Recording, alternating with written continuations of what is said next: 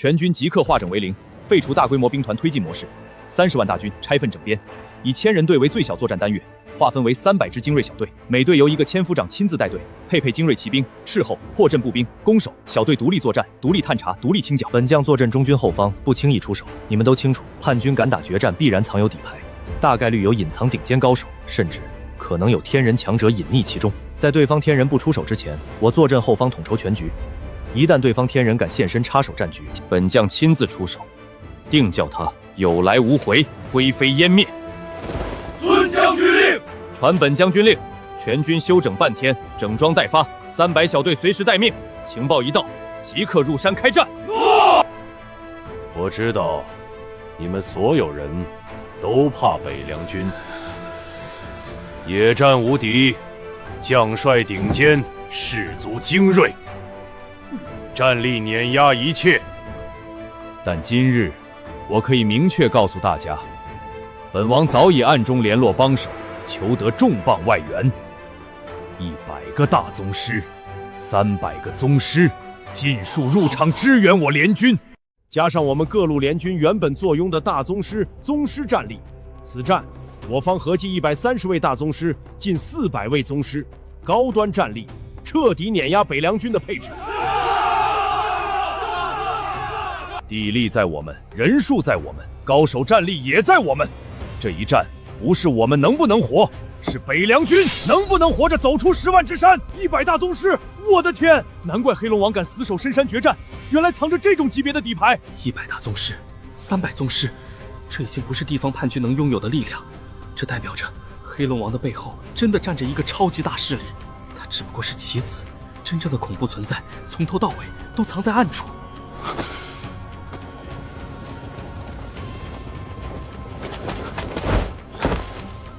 前方30米陷坑阵，绕左一通行，右侧密林有100人伏兵，提前列盾阵。树梢有滚石机关，远程箭雨破阵。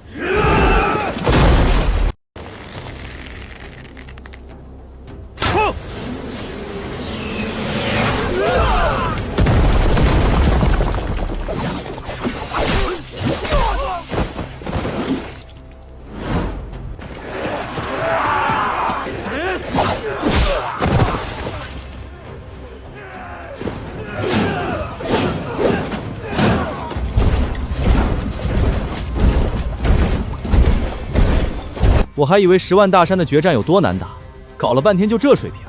哼，难打的是地形，不是这群杂兵，一个个躲在草丛里跟耗子似的，一靠近就慌了神。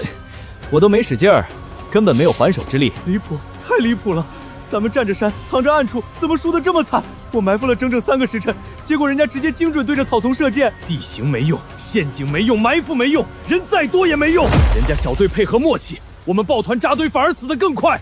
本来以为躲进大山，凭地利能把北凉军耗死，现在倒好，战力完全被碾压。我们躲哪里，人家清哪里，藏都没地方藏。这哪是我们伏击北凉军，分明是北凉军进山屠我们。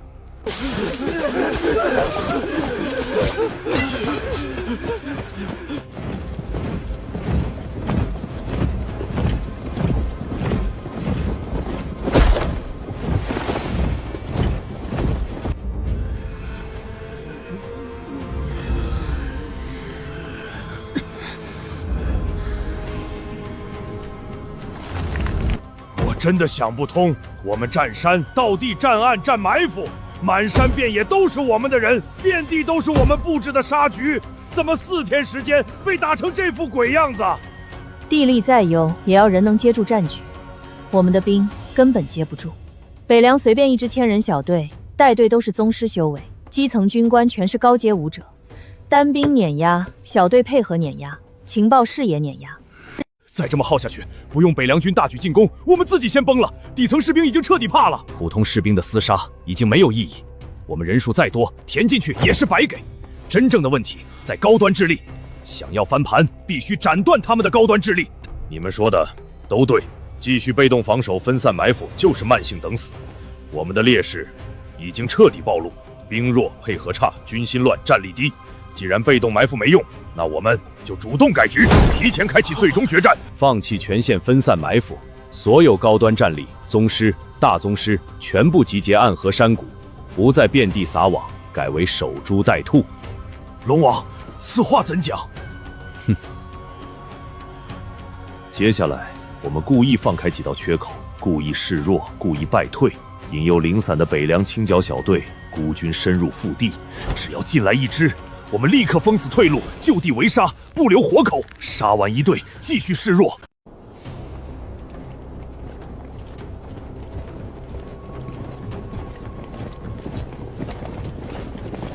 全员提速，残兵不要放逃，一路推进清峡。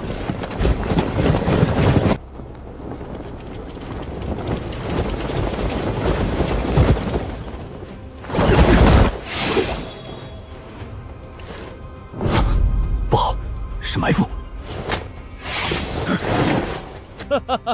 终于进来了，北凉狗贼，该轮到你们偿命了！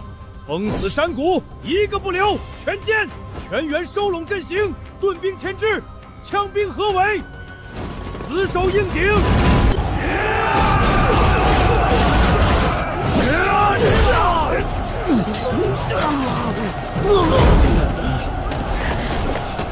撑住，别散阵！妈的，阴沟里翻船了，真被埋伏了！别扯了，求援，快打求援信号！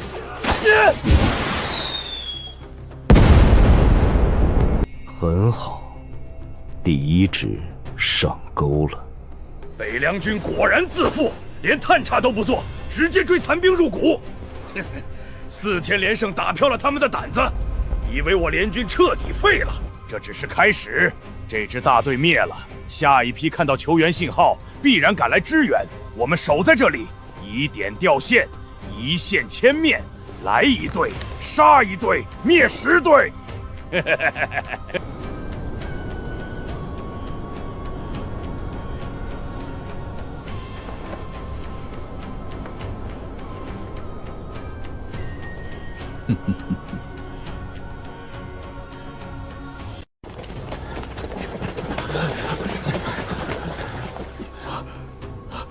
不好，全队戒备，有埋伏！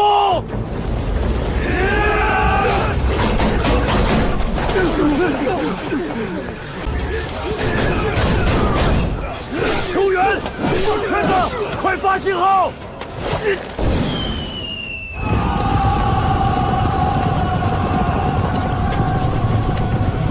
全员压上，救人！破开包围圈，接应友军！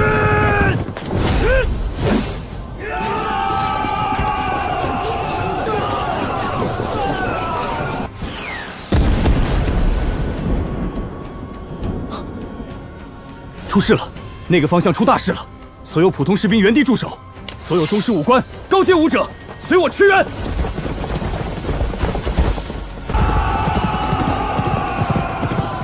所有人分散切入，贴脸支援，拖住对手，强行拉扯敌方火力，让民主登陆，士兵铁塔！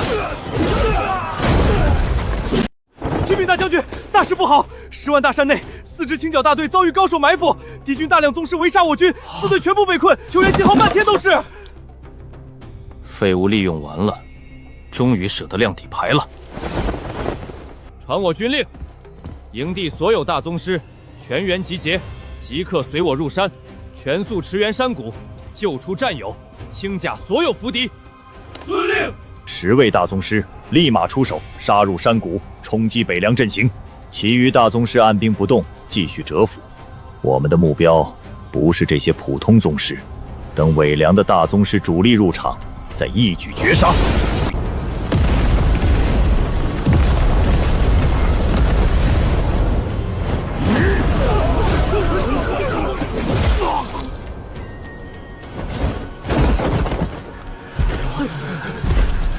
顶不住了，是大宗师，对方出动大宗师了！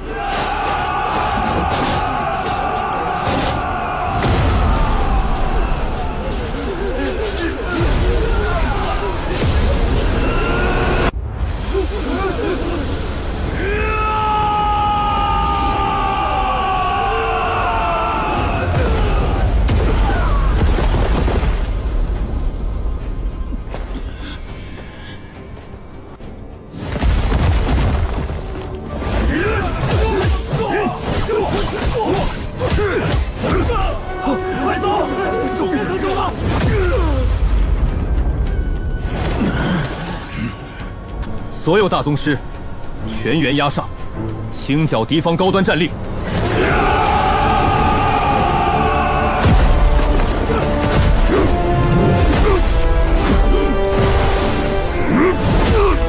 全部出手！所有潜伏大宗师尽数杀出！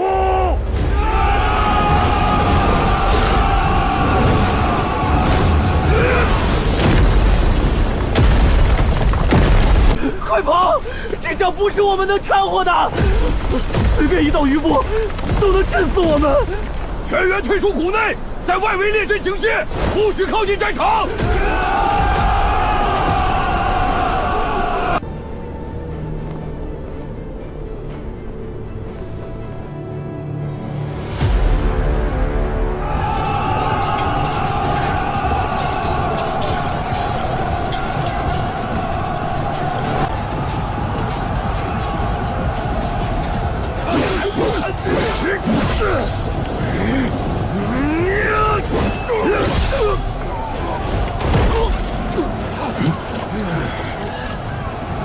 不对劲，太不对劲了！这根本不合常理。我们大宗师数量是他们整整2倍，宗师战力更是碾压一截。凭什么我们压不住，反而被人家按着杀？不是境界问题，是打法问题。这帮人根本不是江湖武者的路数，他们打的是军阵配合、不死不休的灭敌之战，哪怕自身受创，也要硬生生换掉对面一个高手。这种打法彻底克死了我们！再这么打下去，真的要出事！我们的大宗师陨落速度太快了，短短半刻钟已经重伤20余人，战死4个，对方67人，伤亡寥寥无几，几乎全是轻伤，2倍战力优势，打成这种憋屈局面，谁能接受？龙王，现在怎么办？有没有补救的办法？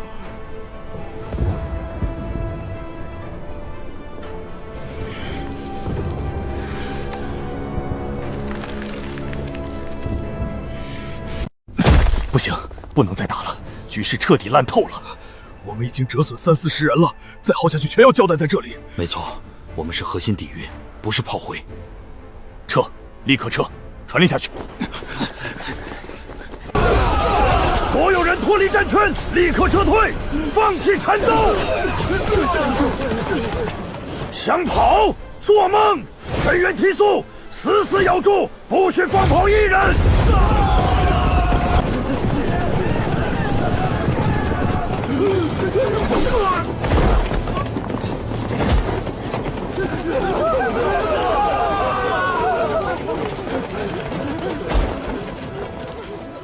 龙王，怎么办？落沙殿的人跑了，外援直接溜了，高端战力彻底崩了，剩下我们怎么打？北凉军太猛了，再不走，我们全都要死在这里！撤，全部撤走！局势烂透了，没得打了。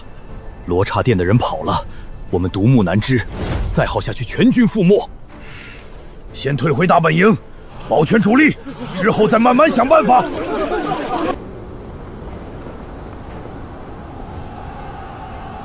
敌军底牌尽出，却迟迟没有天人强者现身。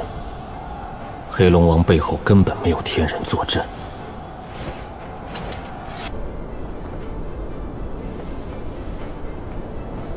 既然没有天人，那这些历练磨刀石，一个都不能放走。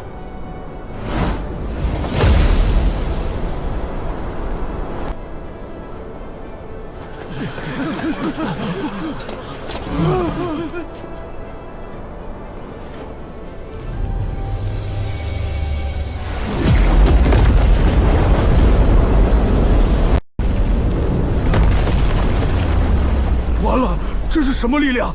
绝对不是大宗师能催动的战力，是天人，实打实的天人强者。完了，这下彻底栽了，根本跑不掉。杀我北凉将士，打输了就想转身跑路，天下没有这么便宜的事，一个都别想跑。我不杀你们，我只堵路。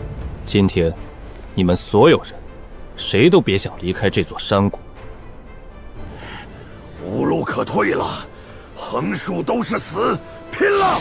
能拉一个垫背算一个，绝不能白白死在这里！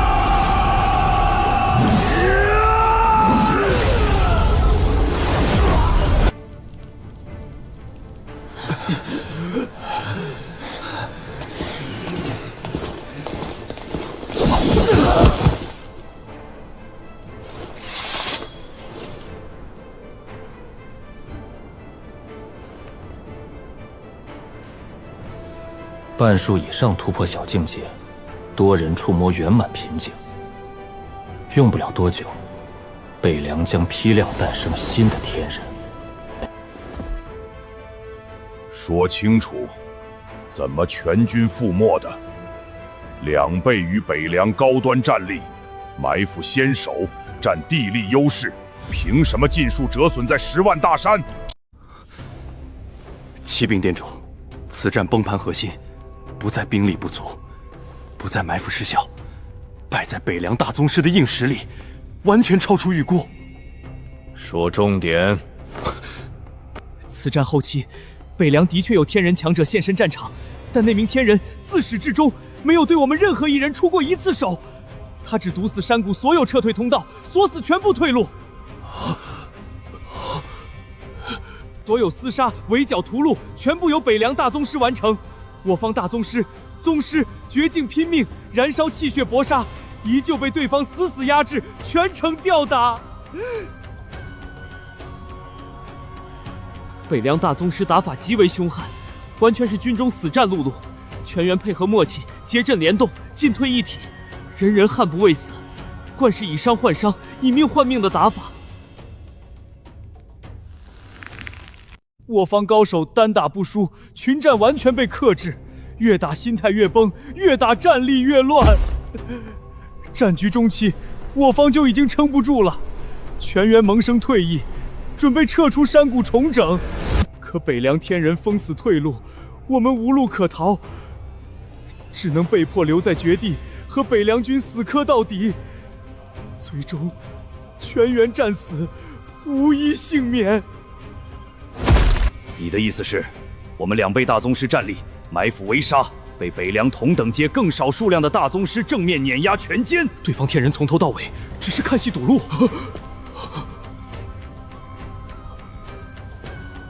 是，北凉这批大宗师越杀越勇，越战各强，生死厮杀中不断突破桎梏，战局越惨落，他们状态越巅峰。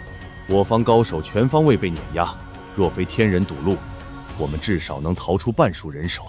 正是那一人封天的压迫，彻底击溃了我方最后的军心。一群军中大宗师，凭什么拥有碾压江湖顶尖高手的战力？还有那名北凉天人，根据情报传回，年纪极轻，看着不过20余岁。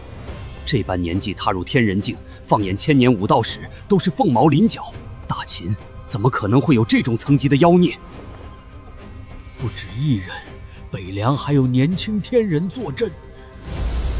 传本座命令，调动殿内所有暗线，所有潜伏探子，情报司全部人力，不惜一切代价彻查2件事：第一，彻查北凉大宗师的来历；第二，深挖北凉天人的身份、师承底蕴，彻查秦云背后潜藏的势力、隐秘底牌。本座不信，这么多顶尖将者，难道是凭空冒出来的？是石头里蹦出来的？遵令。龙王，当初合围北凉、诱敌入谷的全盘计划，是你一力敲定。现在外援死绝，高端战力打没大半，联军眼看就要撑不住。这笔烂摊子，你总得给在座所有人一个交代。没错，我们听信你的安排，收拢全部主力，缩紧10万大山，放弃各处据点。地盘丢了，兵马死伤无数，到头来落得这般下场。接下来北凉大军全线压境，我们拿什么守？拿手下士兵的性命硬填？交代？你们要我拿什么交代？对方派来的大宗师是我借的，可他们死在战场上，我麾下嫡系好手同样死伤惨重，难不成就我没有损失？谁能预判北凉大宗师实战强悍到这种离谱地步？眼下摆在眼前的就一条路，硬碰硬，必死无疑。北凉军越战越盛，清剿脚步不会停下，用不了3、5日，他们就会推进到这片中心山谷。凭咱们这群失去高端战力的军队，守不住，拦不住，硬拼只会全军埋在10万大山。立刻放弃10万大山根据地，我们不能再留在大秦疆域，挑选身边亲信核心，舍弃大部兵脉，一路向西，逃往西域列国避难。不行，绝不能丢下大军！手下兵马是我们手一辈子拼出来的基业，全是血汗换来，说扔就扔，往后我们一无所有。留得青山在，不怕没柴烧。死守大山，人地两失，全军覆灭。到时候别说基业，性命都保不住。若是带着几10万大军集体撤离，目标太大，行军迟缓，北凉骑兵沿途追剿，走不出大秦边就会被追上全歼。所以，咱们只收拢身边心腹骨干，贴身护卫，轻装细行，剩下所有普通兵卒就地拆分，化整为零，潜藏在10万大山各处深山密林。留下部分中层小统领带着队伍继续和北凉军周旋，牵制对方兵力。我们人在西域，远程传递指令，暗中收拢残部，蛰伏蓄力。你们别忘了，我背后有大靠山，其底蕴遍布大秦各地，和大秦有着死仇，势力盘根错节。咱们这群人是他们用来牵制大秦的棋子，只要活着，就还有利用价值。夺去西域之后，靠着他们的资源扶持，慢慢招兵买马，积攒实力。静待大秦内乱再起，随时能卷土重来。现在舍不得手里的兵，最后只会连命一起赔进去。事到如今，也没有更好的法子了。就按龙王的安排来，连夜筛选心腹，分批秘密动身，留下杂牌兵留在山里拖时间。我们先保全自身，明日子时开始分批撤离。所有人严守消息，不得走漏风声。启禀将军，俘虏全部审完了。这批突袭山谷与我军死战的大宗师，并非黑龙王麾下的叛军，他们全部来自一个隐秘势力，名为罗刹殿。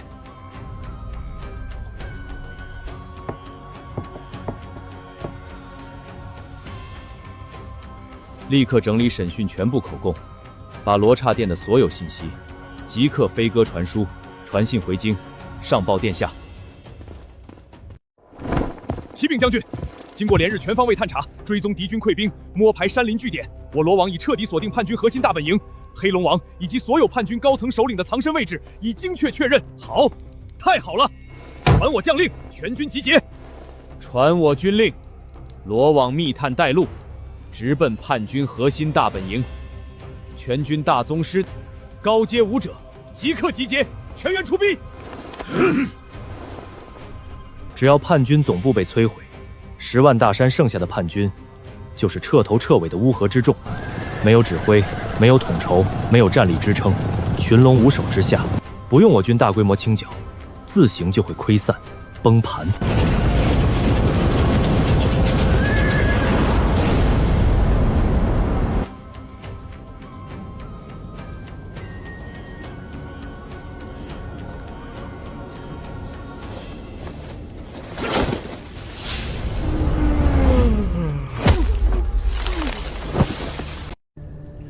分4路合围，东南西北同步压上，不留任何出逃缺口。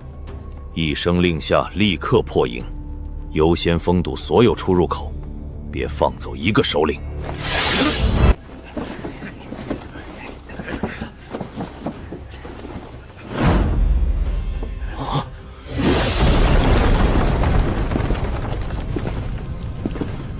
北凉军，他们怎么找到这里来了？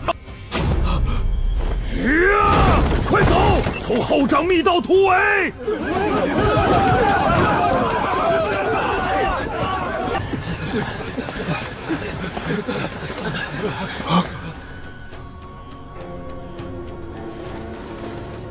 跑了一路，到此为止。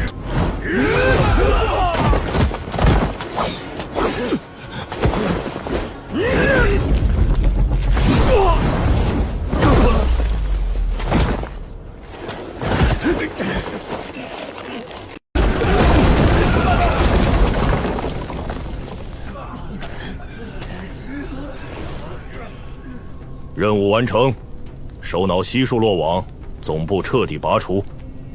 即刻派人回禀霍将军。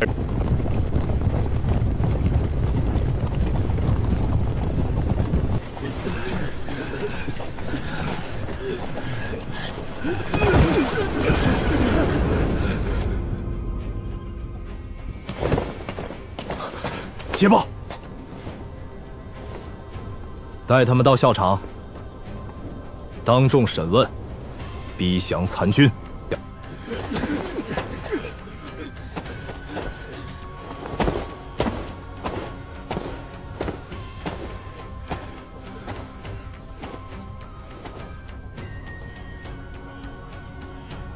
你们所有人兵败被擒，首脑尽俘，老巢已毁。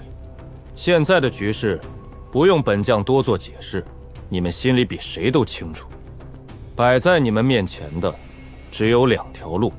第一条路，立刻传信10万大山所有残余叛军，全员放下武器，停止一切抵抗，就地投降。本将可以饶你们一命，留你们一条生路，不牵连亲眷。第2条路，拒不投降，负隅顽抗。本将即刻斩杀你们所有人。群龙无首的残军，我北凉军分批进山，逐一清剿，鸡犬不留。机会我只给这一次，能不能活，看你们自己把握。别考验我的耐心。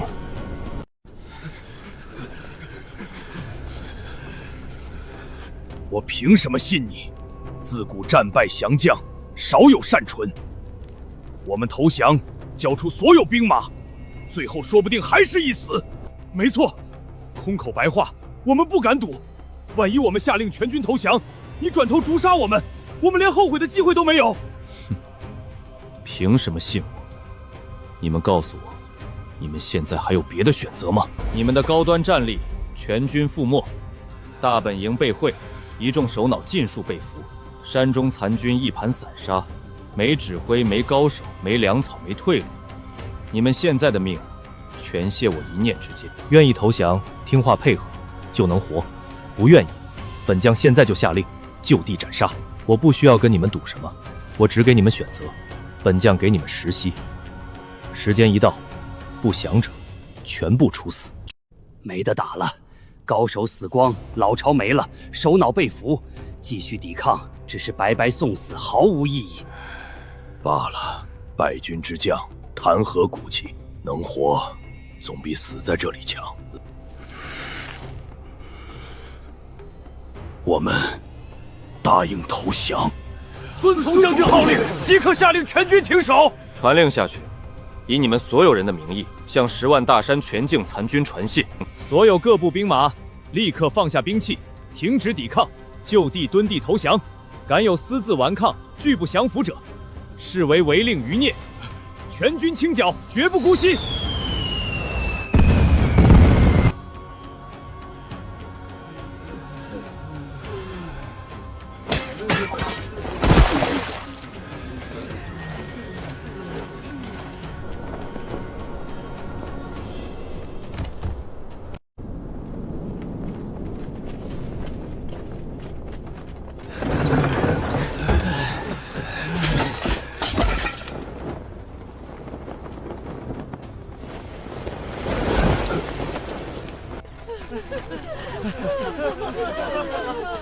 多谢北凉军，多谢将军，要不是你们拼命清剿，我们这辈子都不得安宁。乱世几年，终于盼来太平日子了。难以置信，真的难以置信！蔓延数郡的叛乱，几百万乱军，无数山头据点。满朝文武之前谁都以为至少要数10年才能平定，结果北凉军3个月直接全部扫干净。北凉战力实在太恐怖了。陛下临朝。众卿平身。今日朝堂不谈琐事，不问朝务，先论大功。全境叛乱，3月肃清，乱军尽灭，匪患根除，各郡复安，百姓归宁。此乃我大秦数年未有之大捷大福。此战首功归北凉全军，首功之人为北凉王秦云。你之功，官爵朝野，功在社稷，利在千秋。恭喜陛下，大秦得此栋梁，国运昌隆。喜北凉王立下旷世奇功，镇国安邦。今日朕有一道谕命，昭告朝野，布告天下，决议禅位，大秦帝位传于北凉王秦云。疯了吧！陛下这是朕要禅位？壮年禅位，古来罕见，不是传闻，不是试探，是真的要教天下。道是北凉势大，功高震主，逼宫了？是不是秦云手握重兵，朝野尽归心，陛下无力制衡，只能退让？朕知诸位心中震惊，心中疑惑，但朕心意已决，绝无更改。朕并非一时兴起，亦绝非受人胁迫。此事朕思虑已久，早已权衡利弊，且朕已亲自前往祖度请示，秦氏老祖已然点头应允。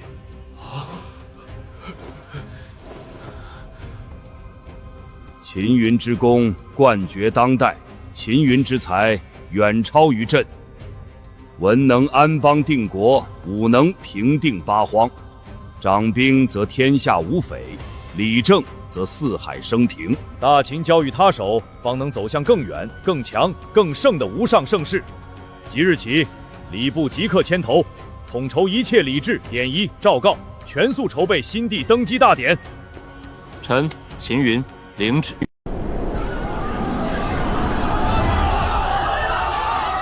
禅位了，陛下真禅位了！新帝是北凉王秦云。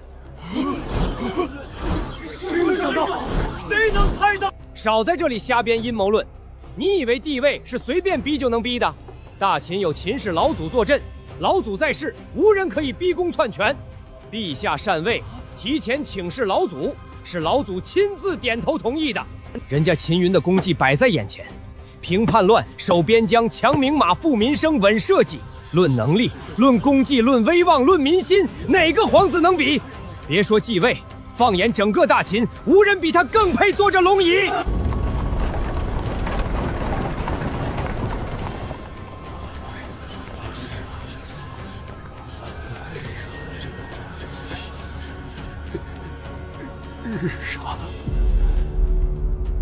臣愿誓死追随王爷，效忠大秦，恪尽职守，永不叛心。臣已亡愚昧，观望迟疑，往后必定全心奉公，辅佐新朝盛世。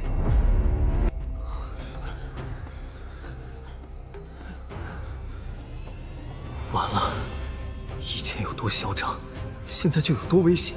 今日若是不能求得宽恕，他日必死无葬身之地。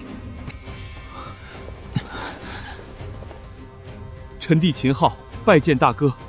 往日臣弟愚昧无知，眼界狭隘，多有冒犯大哥之处，心存嫉妒，暗自争锋，还请大哥恕罪。今日臣弟彻底醒悟，从今往后，绝无半分异心，终生安分守己，绝不干涉朝政，愿俯首称臣，效忠新帝。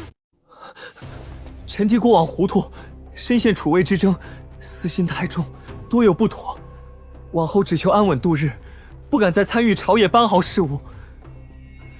此生忠于新朝，绝无二心。愿谨遵大哥号令，安分守收，永为大秦藩放，不生异念。过往纷争、朝野博弈，皆是旧朝旧事，事过即翻，无需再提。父皇禅位之前，已与本王商定，尔等都是大秦宗室皇家血脉，既往不咎。从今往后，免去所有猜忌，免去所有追责，你们无需惶恐，无需自危。本王许你们终身富贵王爷之位，不削爵位，不夺俸禄，不罪过往。但本王有言在先，从今往后安分居家，修身养性，不得结党，不得干政，不得私交朝臣，不得蓄养私事。朝野之争，朝堂诸事，军国要务，一概不得插手。你们想安居京城也好，想巡游封地也罢，想归隐闲游也行，人身自由，尽属于你们。只要守得住本分，一生富贵安稳，无人可动你们分毫。多谢大哥宽宏大量，多谢大哥饶恕旧过。臣弟此生必定安分守己，谨守本分，绝不辜负大哥恩德。此生俯首，永不有半分僭越之心。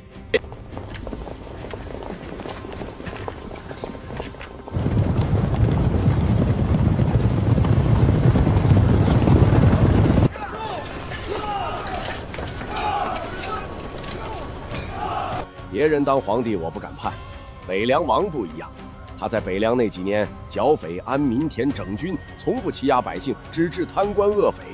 北凉地界的百姓日子一年比一年红火，这是实打实看得见的本事。可不是吗？3个月荡平全境叛军，换咱们四海安稳。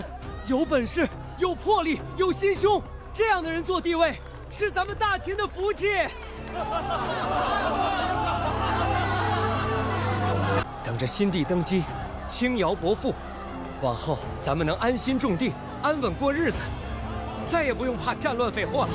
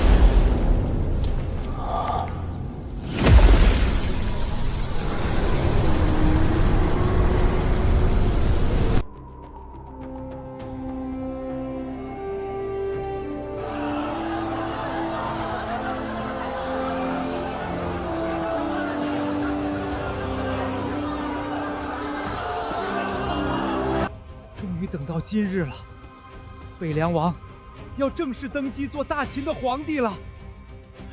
盼了这么久，乱世总算彻底结束，往后是真正的太平日子。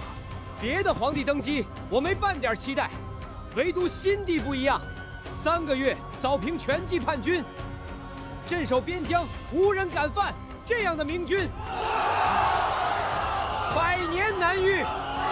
历朝新帝登基，必有大赦天下，减免税赋，就盼着今日新政。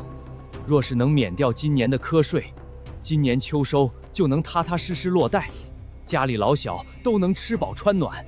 不光减税，大赦天下也好。不少穷苦人都是乱世被逼犯了小错，这下能重获自由，好好过日子了。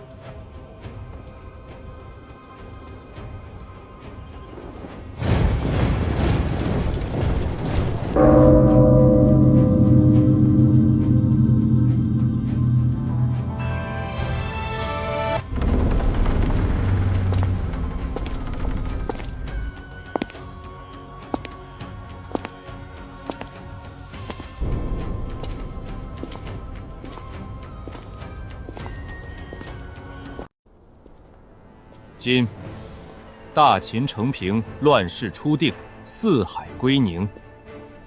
先祖庇佑，天地垂怜，扫平叛乱，稳固山河，安抚万民。朕承先帝禅位，受命于天，今日登临大位，执掌大秦万里江山。自此之后，当以苍生为重，以江山为任，勤政爱民，整肃朝纲，固江安边，护佑万民，开创盛世太平。吾皇万岁！万岁！万万岁！吾皇万岁！万岁！万万岁！朕今日登基，承天受命，启大秦新朝。第一道诏令：大赦天下，除十恶不赦、罪大恶极、祸乱百姓、通敌叛国者外，天下所有囚卒尽数赦免罪责，释放归乡。第二道诏令：减免天下税赋，大秦全境本年度所有田税、粮税、徭税全减免，严查地方苛捐杂税。即日起，禁所有私家赋税、乱征徭役、盘剥百姓之举。谢陛下圣恩，吾皇英明，万民有幸。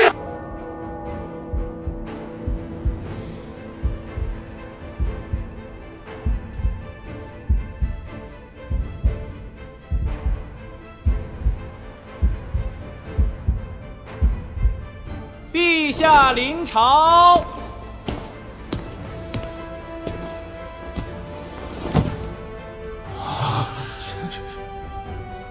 众卿平身。谢陛下。新朝起源，当论功行赏，定朝堂班第，立百官职责。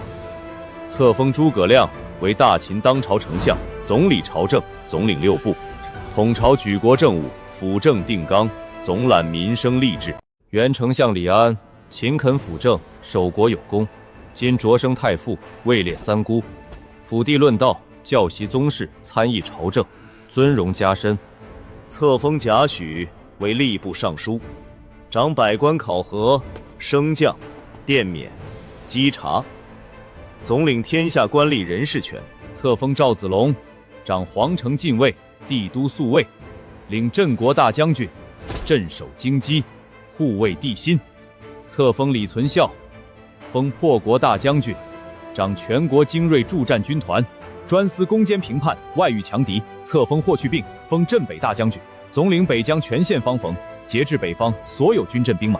册封白起，封镇军大将军，掌全军军纪，战场杀伐，军法稽查，肃整全军风气。朕知晓，殿内绝大多数卿士皆是前朝旧臣，前朝老僚。你们侍奉旧朝多年，有功有苦，有资历有根基。但旧朝已去，新朝已立。昨日之规矩，昨日之风气，昨日之特权，昨日之出仕方式，今日尽数作废。朕不废你们的官，不撤你们的职，不究你们过往派系之争、官网之过。你们所有人招就任职，招就俸禄，招就品阶。可你们记住一句话：留你们在位，是朕宽仁。往后做事必须遵朕的规矩，行朕的法度，听朕的号令。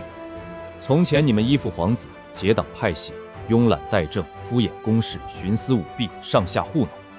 旧朝能容，朕不能容。从今日起，大秦是朕的大秦，朝堂是朕的朝堂，天下法度唯朕一言。不管你们从前是谁的人，不管你们从前有什么靠山，有什么根基，有什么资历，从这一刻开始，只许忠于朕，忠于新朝。朕的意志就是朝堂底线，朕的政令就是天下准则。谁敢阳奉阴违，结党营私，敷衍待政，倚老卖老，试探朕的底线？现在想辞官归乡的，朕允即刻卸职，安然归田，既往不咎，保你阖家安稳。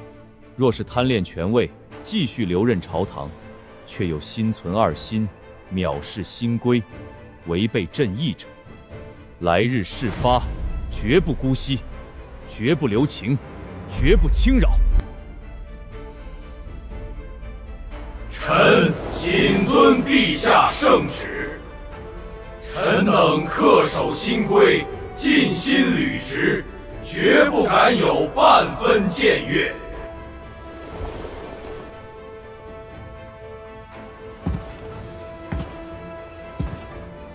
你们二人是朕最信任的人，有些话，朕只跟你们直说。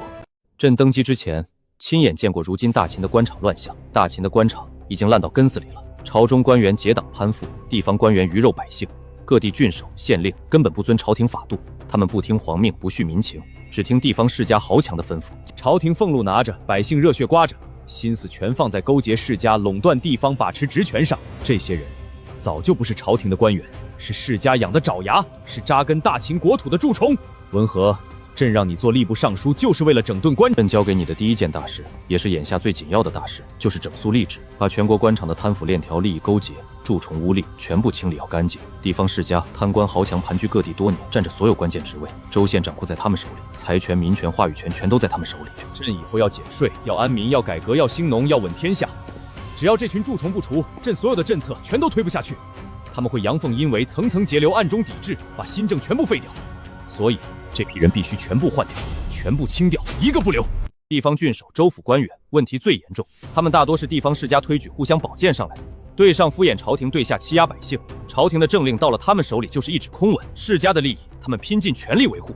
从今天开始，必须彻底斩断地方官和世家的利益捆绑。朕立下新规，所有地方大员、州县主官一律由朝廷直接选拔、直接任命、直接调任，绝不允许地方世家私相授受、互相推荐、把持官位。朕给你半个月时间。第一，梳理全国所有地方大员人脉关系、利益网络背后靠山。第二，查清谁是世家附庸，谁是贪腐成性，谁是不堪重用。罗网全程配合你，所有密档、所有线索、所有暗查情报，优先攻击吏部。除此之外，你还有一个更重要的任务，从现有朝堂官员里仔细筛选，用心辨别，挑出一批真正忠于皇室、信性端正、有能力、有抱负、不结党、不贪腐的干净官员。这批人就是朕未来下放地方、掌控州县、推行新政的核心力量。孔明，你总领朝政，全力配合文和，朝堂人员梳理，官员优劣甄辩，岗位裁撤任免，你全程参与。谁是害群之马，谁必须彻底清楚，全部一一登记在册，整理清楚。时间紧，任务重，牵扯利益极大，你们二人必须通力合作，昼夜督办，不可拖延，不可手软。臣遵陛下圣谕，定不负陛下重托，肃清礼制，整肃朝纲。传朕口谕，召罗网总领赵高即刻入殿见朕。臣赵高参见陛下。赵高，从今日起，罗网放下所有次要事务，全力配合丞相与吏部尚书的理智清查工作。你调动全国所有案县、所有密探潜伏人员，对全国各州、各县所有地方大员进行无死角彻查，查他们的底细，查他们的履历，查他们的贪腐证据，查他们背后依附的世家、勾结的势力、结成的利益团伙，深挖到底，一查到底，绝不放过任何一条线索。前朝太过纵容，对地方贪官姑息，对世家纵容，对结党官员放任，几十年下来，原本只是小小的贪腐漏洞，变成了一个个根深蒂固的毒瘤。这群人盘踞地方，作威作福，刮民脂吸民血，垄断地方，架空朝廷，害得百姓苦不堪言，害得皇室威严受损，害得大秦国力一年比一年虚耗。他们欺压百姓，安稳享乐了几十年，祸害一方，现在该他们还债了。朕这一次要彻彻底底清洗一遍，能留的留，能换的换，该杀的杀，该抄的抄，朕绝不允许这群蛀虫趴在大秦的国土上吸血，鱼肉万民。所有勾结朋党、贪腐害民的官员，全部清查，全部审判，全部清算。臣遵旨，罗网即刻全员开动，昼夜彻查，绝不姑息一人。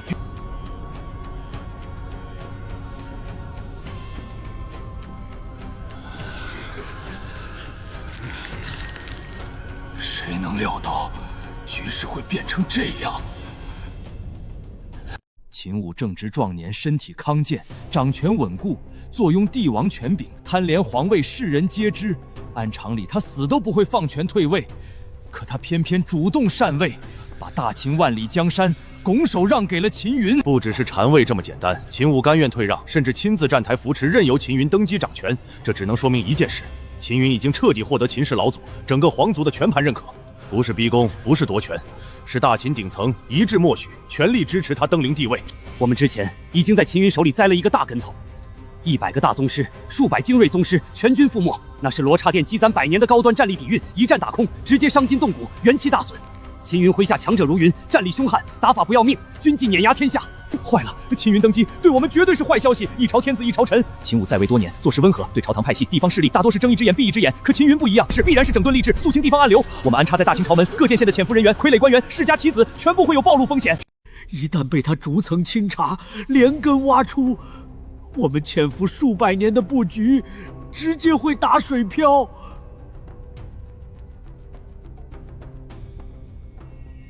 慌什么？秦云登基已成定局，无可更改，焦虑、慌乱毫无用处。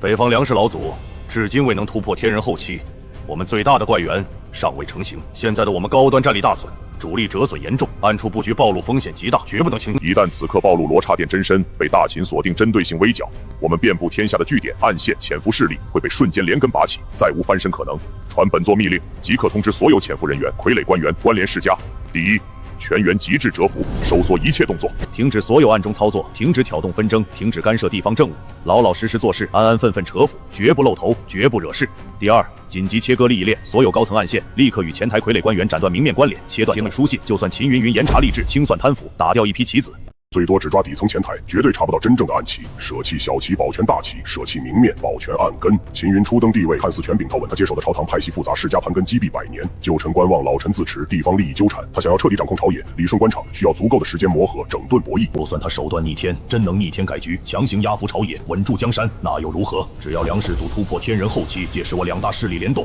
强者出关，战力碾压，大秦的江山依旧走到尽头。谨遵殿主号令，即刻全割暗线，保全布局，静待天时。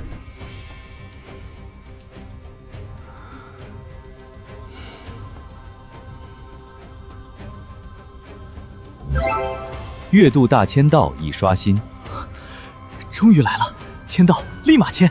签到成功，恭喜宿主获得专属顶级军团大雪龙旗1万人，境界大宗师。雾草，大雪龙旗，竟然是大雪龙旗！这可不是普通精锐骑兵，全员大宗师，队伍1000人为团，10000人为军，1000人可破万军，10000人可踏山河。攻守兼备，野战无敌，奔袭无敌，攻坚无敌。越是绝境死战，越是长途奔袭，战力越恐怖。寻常精锐大军遇到大雪龙旗，连正面一战的资格都没有。就算是玄甲铁骑、铁浮屠，论单体极致碾压，论铁骑冲阵，也完全比不上这支传说级铁骑。所过之处，万军披靡，壁垒崩塌，敌胆尽碎。兵种大雪龙旗，总人人，成员修为大宗师，单兵体魄极致淬炼，骨血如钢，性性特质悍不畏死，绝对忠诚，无令不退，至死不愧。全套含雪龙鳞重甲，封闭式护面龙盔，破阵长坐，斩马重刀。牛逼！我的乖乖，1万个人，全员大宗师。如今大秦北凉军、晋军、边防精锐全部统计在内，所有能拿得出手的大宗师加起来不到500人。可现在系统的阅读签到直接给我砸出来1万个大宗师，1万大宗师组成的铁骑军团，还是全员重甲，双马配置，装备拉满，绝对忠诚的顶级龙骑，这哪里是军队？这就是1万尊行走的人形杀技，只要资源充足，未来这1万人很快就能全员踏入天人境，那还打什么仗？那还玩什么势力博弈？1万天人级别的顶级战力，放眼整片天玄大陆，谁能挡？只要这1万天人龙骑往战场上一立，所有域外世纪宗门暗出势力，全部都得低头臣服，谁敢乱动，直接踏平，连根拔起。孔明，陛下旨意很明确，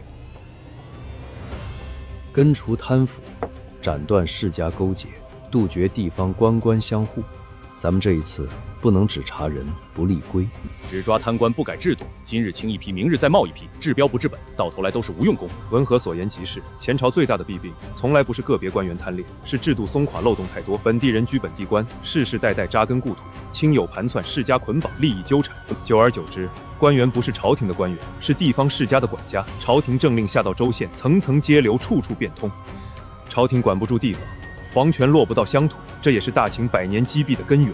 我这2天翻看各地官档，已经摸清柄解，想要彻底破局，必须拆分权力，割裂圈子，斩断根系。我的想法是分级任免，内外调配。细说：第一，郡县主官一律中央外派，郡守、郡尉、县令、县尉这些手握一地民政、兵权、财权的主政大员，本地人一律不得任职雇除主官。主官手握实权，是地方乱象的根源。只要主官不是本地人，就很难被地方裹挟。第二，基层左官就地择优留任，本地选拔不用全部换掉，全换外人，水土不服，不接气，不懂地方民情，反而容易乱政。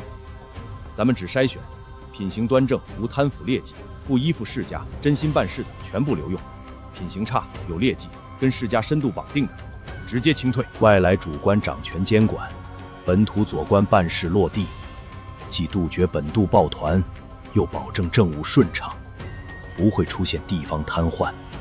你这个法子能破局，但还缺一道锁。人心最是难测，时间久了也会和地方世家熟络勾结，日久生利，久居结党，这是人性常态，非个人品德能克制。正是这个道理，所以必须加死规矩，所有地方外派官员任职不得超过3年，3年一调，跨郡互调，绝不允许一人久居一地，绝不允许一派势力长期把持郡县。再加一条铁规，写入新朝官法，本地人不得任本地主官，直系亲属不得在同地任职。凡郡县主官上任，必先报备籍管、宗族、亲友人脉，但凡有亲属在当地任职经商、把持乡绅势力者，一律避级调任。孔明，咱们要明白一件事，贪腐从来不是一个人的问题，是圈子的问题。从前官员久任一地，家族扎根，世家绑定，利益互通，你贪我贪，大家捆绑，谁都不敢揭发谁，官官相护，铁板一块，朝廷根本查不动。现在新规落地，3年一换，外来任职，新来的主官没有旧利益牵绊，不受本地世家裹挟，他想贪没有根基，世家想绑没有时间，老的利益圈子还没稳固，官员已经调任他乡，这才是治本之法。人会变，人心会贪，会私，会惰，但制度不变，规矩不变，铁律在前，人人受限。不靠官员自律，靠规矩锁死漏洞，靠制度杜绝乱象。如此一来，世家再难操控地方官场，他们可以养乡绅、治田产、攒家财，但再也无法把持郡县权力，左右官员任免，架空朝廷诏令。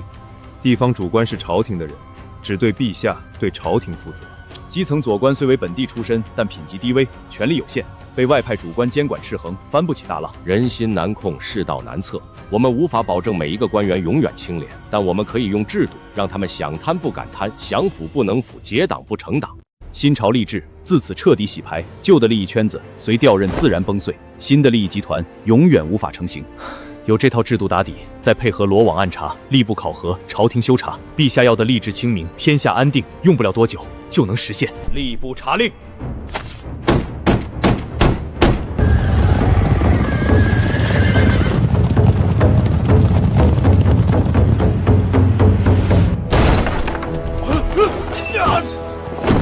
陛下，臣有本奏。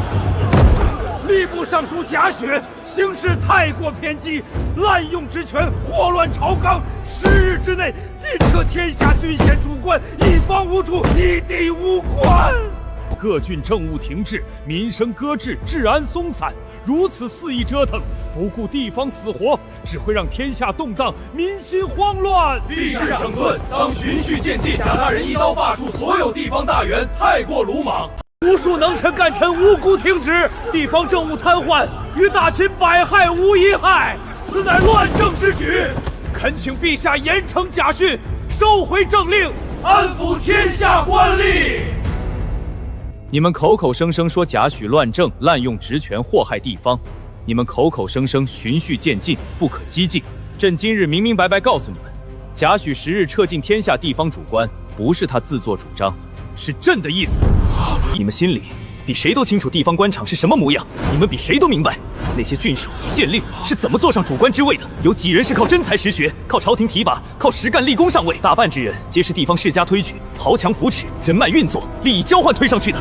他们守一方闪土，不奉朝廷法度，掌一地权柄，不恤百姓死活，和世家勾连，和豪强结党，节流赋税，私征徭役，包庇劣绅，鱼肉乡民。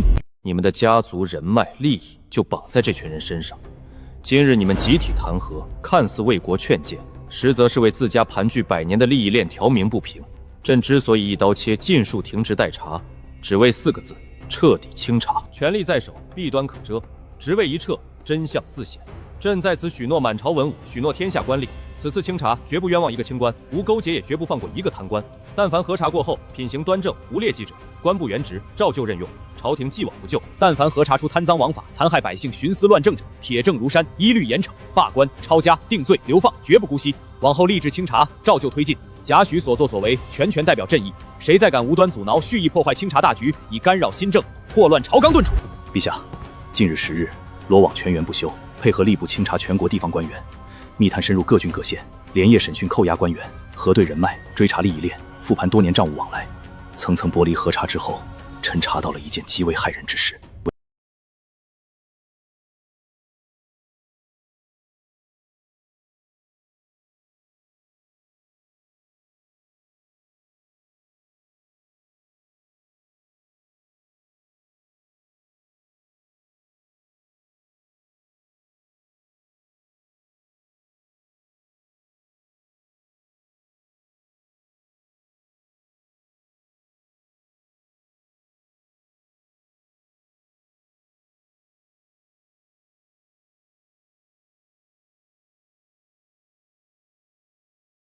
臣连夜提审核心涉案官员，最终确认，这批遍布各郡、暗中搅动地方乱象的幕后势力，正是罗刹殿。目前查出，此次落马的地方大员里，40%以上是罗刹殿多年安插的外围棋子。各郡的老牌世家，半数受过罗刹殿暗中扶持，他们扎根地方，把控官场，架空朝廷，全部是罗刹殿千年布局的一环。千年蛰伏，千年布局。不敢明面张声，只敢躲在暗处，蓄谋颠覆王朝。赵高，朕问你，罗刹殿根基如此之深，布局如此之广，你们追查至今，可查到他们的老巢、总部据点、高层踪迹？陛下，查不到。罗刹殿行事极为诡秘，远超所有已知暗处势力。他们没有固定公开总台，没有常驻大城的明面据点，所有底层棋子、中层联络人。被扶持的官员世家全部单线联系，彼此互不相识，互不知根，互不知上层是谁。臣审讯过数名深度绑定罗刹殿的地方核心棋子，所有人的口供高度一致，他们只听自己直属上线调遣，只负责执行分配的任务，只领取暗中输送的资源好处，无人见过店主，无人知晓总交位置，无人认识高层核心。罗网顺着人脉、资金、旧案，历年异动层层顺藤摸瓜，查到今日，只能摸到最外围的棋子存层，但凡触及中层以上的线索，全部断掉，空白，无迹可寻。可以确定，此次被我们一举揪出来的大批官员、世家棋子，全部是罗刹店刻意放在明面，随时可以舍弃的棋子。看来罗刹店早有准备，把一批浅层棋子、明面棋子放在最前面，让这些人贪，让这些人腐，让这些人作乱。一旦朝廷清查，最先落网的就是这批人。牺牲一批外围棋子，迷惑朝廷视线，掩盖深层布局，真正的核心案子和隐藏力量，至今纹丝不动，完好无损，外人看不见，查不到，摸不着。赵高，听朕令。第一，所有此次查实确认属于罗刹店棋子的官员、世家骨干、联络人员，全部打入天牢，单独关押，隔离审讯，严加看管，一个不准死，一个不准漏。第二，已经排查出关联，但尚未暴露，潜藏在各处的罗刹店棋子，暂时不动，全部纳入罗网监控名单，暗中盯死，全程记录，追踪联络轨迹，摸清他们的运作模式。第三，清查绝对不能停。此次落网之人只是冰山一角，只是对方刻意舍弃的棋子，真正的毒瘤藏得更深、更隐秘、更致命。罗刹店隐忍千年，渗透绝对不止地方郡县、朝堂、禁军、勋贵、宗门、边境，必然都藏着他们的人。他们不出手，是在等时机；他们蛰伏，是在等大秦自乱，等朕出现纰漏。朕不怕他们露头作乱，朕最厌这群阴沟鼠辈，藏在暗处助国吸血。告诉罗网所有人，不惜人力，不惜时间，不惜代价，继续深挖逐层剥离。朕倒要看看这群藏了千年的鼠辈到底布局多深，到底潜藏多少案子。终有一日，朕要将这千年暗毒连根拔起，彻底根除。臣遵旨。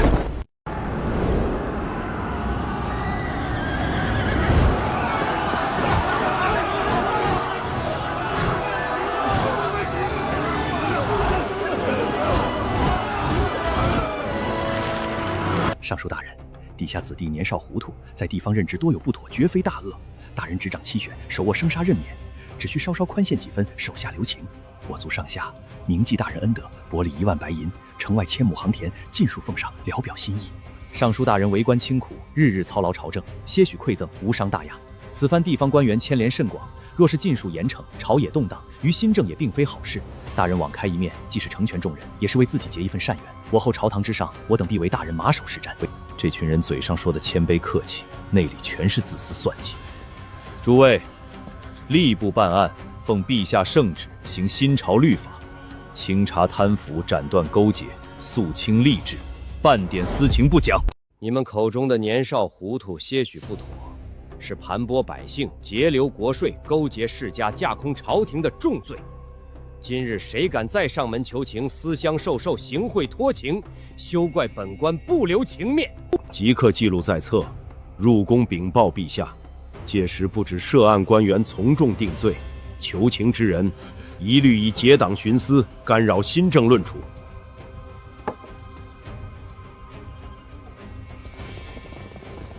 这贾选简直油盐不进，一点人情世故不懂，硬生生把事做绝。我们好言相求，厚礼相赠，他半点面子不给。完了，朝廷一刀接停职，如今贾诩铁面清查，绝不松口。地方主官哪有几个干净的？10个里面9个贪，剩下1个也是依附世家、庸弱混官。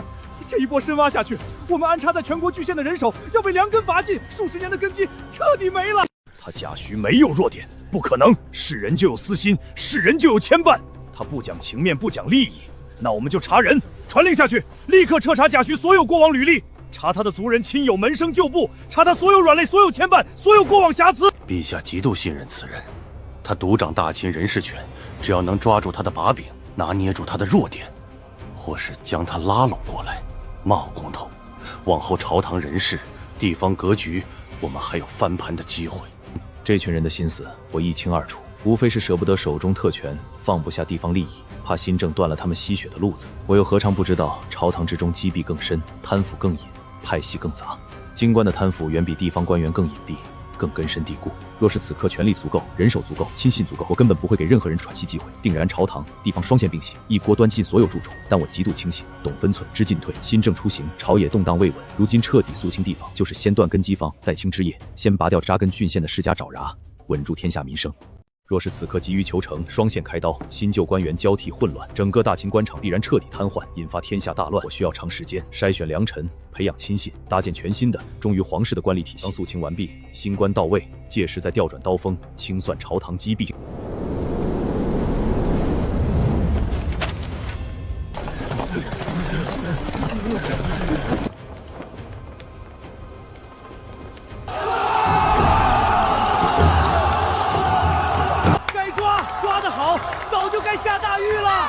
这么多年层层盘剥，收成大半被这帮贪官污吏刮走，稍有不从就抓入大牢，靠着我们的血汗钱吃香喝辣，欺压百姓。谁能想到新帝登基，真的严查到底？这些蛀虫吸了我们几十年血，今日终于遭报应了。多谢陛下圣明，是陛下救了我们。若是依旧是旧朝旧官，我们这辈子、下辈子都要被这群贪官死死压榨。新朝新气量，陛下是真的为我们老百姓做事。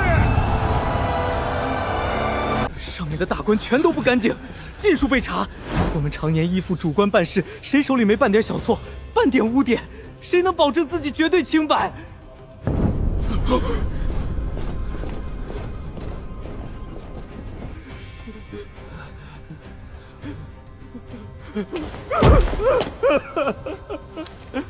自首认罪，只求从轻发落。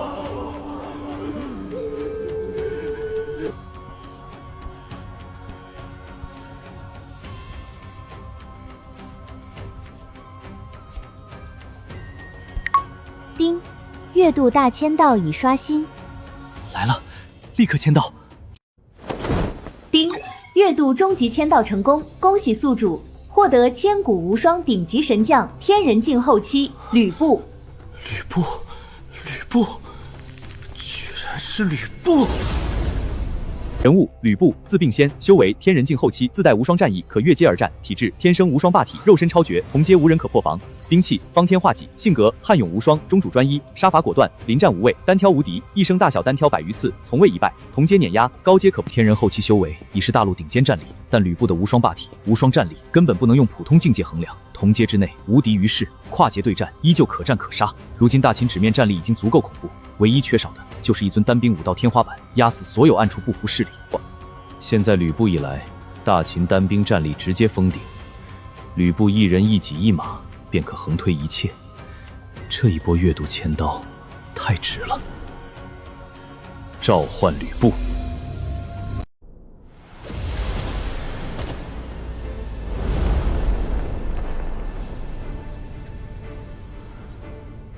吕布刻意锁住了全身修为，9成9的力量尽数藏于体内，一丝不露。末将吕布参见陛下。哪怕是千古无双战神，依旧安分守礼。奉先，免礼。今日你降临大秦，是朕之幸，是大秦之幸。从今日起，你便是大秦第一战将。谢陛下。朕命你执掌皇宫全域安保，坐镇皇城中枢，为朕贴身护驾，镇守大内宫禁，震慑一切宵小异动。末将定不负陛下重托，只要末将在一日，皇城无险，陛下无忧。任何魑魅魍魉敢近身半步，末将一律杀无赦。有他这一尊天人后期无双战神坐镇皇宫，就算是天人杀手亲自潜入，也绝不可能伤到朕分毫。奉先，这些资源尽数归你所用，你根基扎实，战力无双，只差一步圆满。朕要你借这些资源，潜心苦修，尽快冲破瓶颈，踏入天人圆满之境。末将遵旨，定潜心苦修，早日突破圆满，护佑陛下，镇守大秦。吕布若是突破天人圆满，便是站在这片道路的武道最巅峰，届时一人可征万敌，一人可定天下。启禀陛下，丞相诸葛大人、吏部尚书贾大人宫外求见。宣。臣参见陛下。免礼。你二人联袂而来，可是吏治清查一事有结果了？回陛下，历时1月，全国全域停职核查，罗网辅助取证，郡县逐一审讯清查。如今全国地方主官清查工作已初步收尾。此次清查覆盖大秦所有府县3级主政官员，数据汇组完毕，结果触目惊心。这一部分官员罪证确凿，臣与丞相商议过后，全部录入罪册，按律严肃处置，罢官、抄家、流放、入狱，安规执行。八成贪官污吏，早在朕预料之中。百年积弊，世家盘踞，罗刹殿渗透腐杀，地方官场烂到根子，不可能有干净的局面。剩余不足2成在职官员，无重大贪腐，无残害百姓，无勾结暗势力的重罪，仅存在细微过失、履职懈怠、随波逐流、轻微徇私等小问题。臣与丞相商议定策，这一批官员不做革职处置，全部留任原职，记入观察名单，为期1年考核观察。1年内政绩达标、品行端正、彻底整改者，既往不咎；若再出现懈怠、徇私、勾结乱象，即刻革职查办，从重处置。除此之外，大量州县基层左官、吏员、杂职，在清查风暴开启之后，主动投案，自行交代过错，上交赃款，揭发上司罪状，举证世家勾结线索。这部分人员情节轻重不一，臣等拟定区分处置。情节轻微、无心作恶、被上司胁迫裹挟的，从轻发落，训诫留岗；情节较重、长期牟利、屡教改战者，一律革职追责，绝不姑息。陛下，此次处置方案，臣与文和反复推演核对，重恶严惩，小过宽徭，首恶必究，胁从从轻，既肃清官场毒瘤，也保全基层政务运转，不至于一刀切瘫痪天下郡县。水至清则无鱼，人无完人，官无纯善。天下官场从古至今根本不存在100%无私无序的官员，人人都有私心，或贪小利，或图安稳，或攀人脉，或惧权贵。政令无人落地，农事无人督导，税务无人核算，治安无人维持，最终受苦的还是天下百姓。整顿礼制是为了利民爱国，不是为了折腾亡国，分寸必须拿捏。但是清旧官只是第一步，重中之重是补新官、定新风、绝后患。旧的蛀虫清除干净，若是新上任的官员依旧藏污纳垢，依附世家，暗藏祸心，此次整顿便是无用功。接下来你们吏部、政事堂加快速度筛选清官、能官、实干官，火速补任全国所有空缺州县岗位，务必保证各地政务不瘫痪，民生不荒废，农时不延误，地方不乱套，绝不能出现一县无官、一郡无主的空师乱将。臣谨记陛下嘱托。还有一点是重中之重，半点不得马虎。所有新提拔、新调任、新上任的官员，必须做极致背调，查籍贯、查宗族、查师门、查过往履历、查人脉圈子。但凡与地方世家、豪强门阀有深度牵扯、利益捆绑、世代依附者，一律剔除，永不录用。朕清掉了大量罗刹殿安插的旧棋子，绝不允许新上任的官员再成为罗刹殿的新棋子。从今往后，所有入仕、调任、提拔的地方主官，必须经过罗网全程彻查，政审备案，底细核实。罗网查不出问题，吏部再录；罗网但凡查出半点异常、半点可疑，直接作废，永不启用。臣明白，臣等必定严格审核，层层筛查。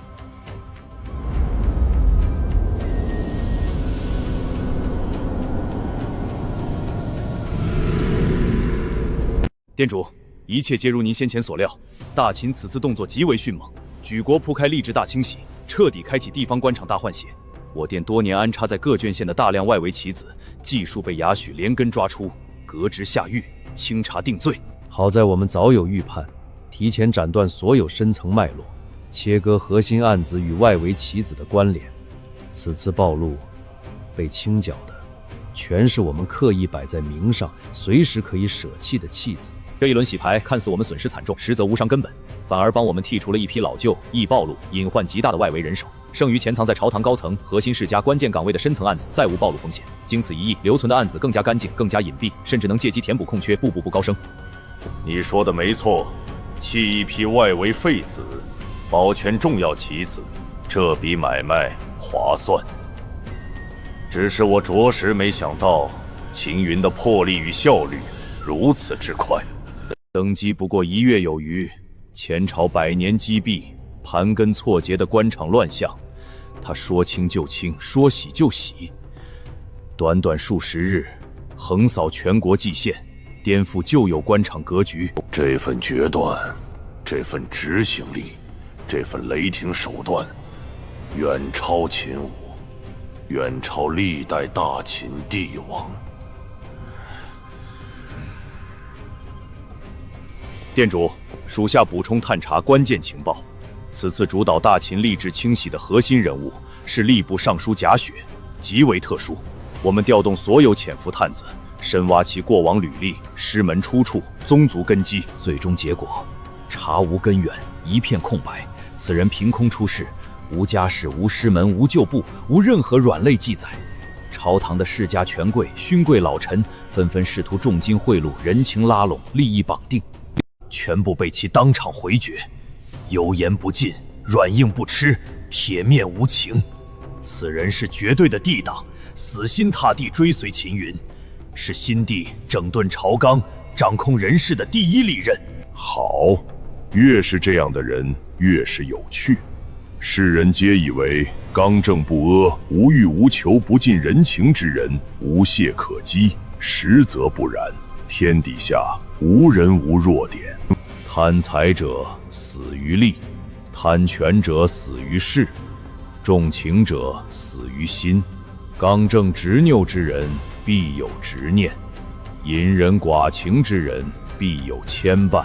贾诩深得秦云全权信任，独掌大秦朝堂人事任免大权，拿捏一人可控整个朝堂。传本作令，全力探查贾诩的隐秘弱点，不惜一切代价找到他的直面、牵绊、软肋。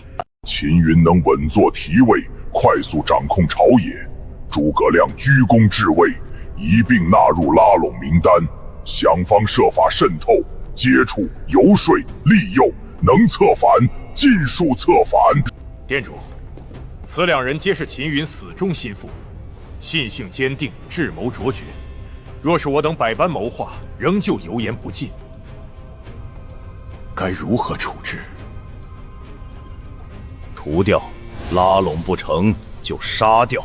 诸葛亮、贾诩乃是秦云的左膀右臂，是新朝新政的2大支柱。断其双臂，秦云便失了治国理政的核心助力。朝堂无人统筹，吏治无人整顿，新政无人推行，新朝看似鼎盛，瞬间便会陷入瘫痪动荡。暗杀堂听令，暗中布置人手，盯死诸葛亮、贾诩2人行踪，隐秘潜伏，耐心等待时机。可策反则策反，不可策反，就地绝杀，不留痕迹。属下遵令。秦云想肃清吏治，稳固山河，安定朝野，本座偏不让他如愿。他要清乱象，本座便给他再造乱象；他要稳朝局，本座便让天下永无宁日。传令江湖潜伏暗线，安插势力，扶持的宗门棋子全部活跃起来。此前各地叛军经大秦清剿，已然熄火蛰伏，再难作乱。既然兵乱无用，那便搅动江湖乱局，挑动江湖宗门、武道世家与大秦朝廷对立，制造冲突，激化矛盾，挑起仇杀，煽动对立，让江湖与朝廷彻底水火不容，势不两立。店主高明，叛军极易镇压，但江湖不同，宗门林立，高手众多，派系繁杂，人脉遍布天下。他们游离于律法之外，自恃武道清高，不服朝廷管束。一旦朝野与江湖开战，便是无尽内耗。没错，秦云如今势头太盛，朝野清明，民心归附，吏治革新，常规动乱已经撼动不了大秦根基，那就让江湖大乱，让各地官府疲于应对武林纷争、宗门冲突、江湖仇杀，让大秦兵力、人力、精力全部被江湖乱局牵制消耗。本座倒要看看秦云是否有足够的魄力，敢与整个江湖为敌？他若不动，江湖乱象愈演愈烈，朝野威信受损，民生不得安宁。他若敢动，便是无尽内耗，损耗国力，树敌天下。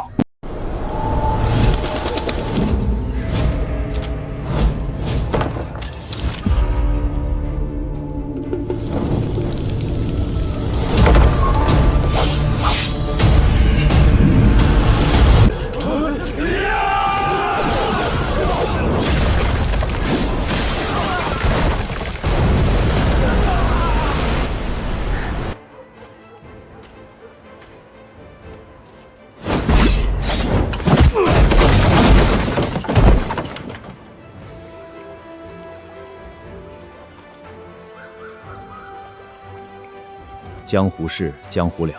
武林仇杀，武者互杀，千百年来屡见不鲜。错综复杂的师门恩怨，根本查不清，断不完。官府插手，只会引火烧身。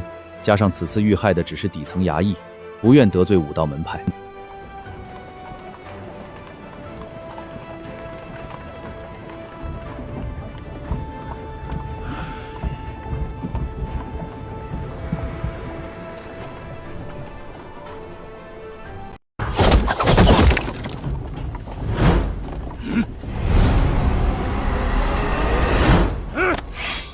刺客，保护郡守大人！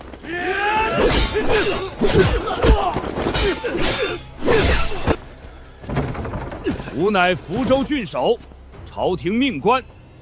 尔等江湖武者，竟敢当众围杀朝廷大员，就不怕朝廷发兵围剿，覆灭宗门吗？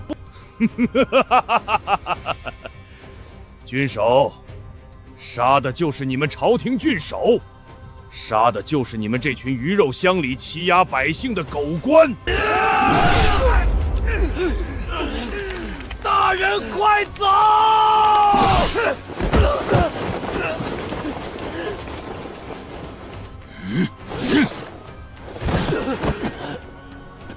今日饶你一命，下次再见，必斩你首级。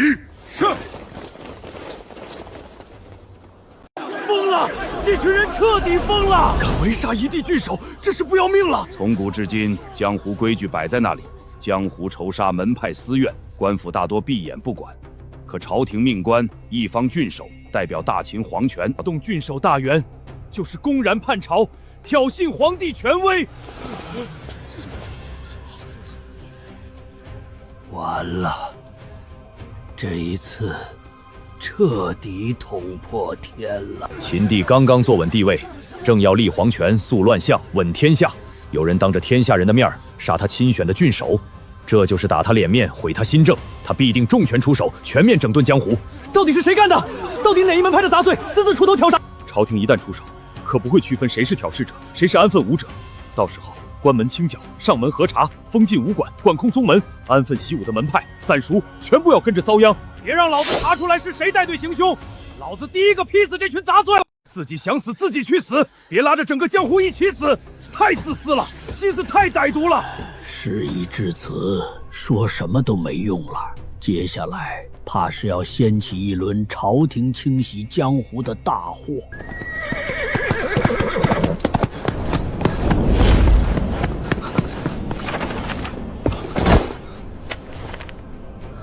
陛下，江南福州郡800里加急密报，罗网实地核认，情况属实。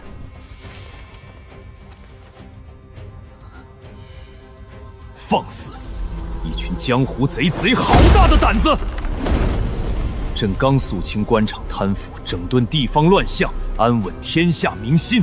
这群亡命武者，竟敢半路围杀，公然行刺朝廷正四品大员，目无王法，压根没把朕、没把大秦放在眼里。平日里事务横行，私下祸乱乡里，朕尚且容忍几分。如今敢直接动一方主官，杀朝廷命官，这是谋逆，是挑衅。传朕口谕，即刻召赵丞相诸葛亮、吏部尚书贾诩，即刻入宫，御书房议事。臣参见陛下。你们自己看。臣万万没想到，江湖之人狂妄至此，竟敢明目张胆伏击郡守，屠戮官兵，不足为奇。天下武林本就是乱世余孽，各门各派坐拥武道力量，游离法度之外。平日里倚仗武力欺压乡民，霸占山林田产，拒缴赋税，藐视官府管制。官府依规办案，但凡触及门派利益，便拔刀相向，袭杀差役，早已是常态。文和所言极是，江湖武者心性大多骄纵自私，信奉武力至上，不信皇权律法，只讲门派私情，不讲天下公义。前朝历任帝王一味关系退让，官府避其锋芒，遇事忍让，才养出这群人的骄横气焰。如今敢杀郡守，再过10日便敢聚众攻城，屠戮官吏，割据一方，此风绝不可长。这群本就是大秦社稷毒瘤，纵容一日，天下不安一日。必须重拳惩戒，铁官管控，绝不能任由他们肆意妄为，祸乱天下。你们2人看得通透。近日各州袭杀差役，江湖仇杀四起，绝非自发门派作乱，是有一股隐秘势力暗中统筹作乱。如今刺杀郡守一事爆发，江湖乱象彻底失控，已然不是门派私仇，而是针对朝廷的有组织作乱，已经动摇地方安稳，影响朝堂新政，拖累天下民生。这颗毒瘤必须拔。第一，五里坡行凶之人当众辱官，这是打朕脸面，挑衅皇权国威。无论背后是哪方势力，哪个门派，必须彻查到底，抓获主谋，公开定罪，闹事处决，以儆效尤。第二，经此一事，朕决议全区整顿大秦江湖武林，肃清作乱门派，约束江湖武者，立下武林铁规。孔明、文静，朕问你们，整顿江湖，你们有什么可行方略？陛下，臣有3策：其一，罗网全域出动，顺着福州行凶营者踪迹溯源追查，抓捕直接行凶者，绝不牵连安分小门小派，分化武林势力。其二，划定江湖红线，昭告天下，武者不得持刀擅入城池，不得私设行堂。其三，登记天下所有武馆、宗门、武道世家，造武林名册，报备属地官府管控。陛下，臣补充规制，划分权责，江湖门派内部小恩怨自行了解，不得波及百姓、官府，一旦越界，朝廷全权处置。设立镇武司，隶属朝堂直管，专门处置江湖纷争、武林犯案，由朝廷武将主事，侦治江湖乱象，剥离江湖特权。所有宗门、田产、商铺依规缴税，接受官府核查，不得仗武免税，欺压乡邻。安抚安分势力，从不挑事，遵纪守法的门派，朝廷予以认可庇护，区分善恶，避免江湖全员逼反。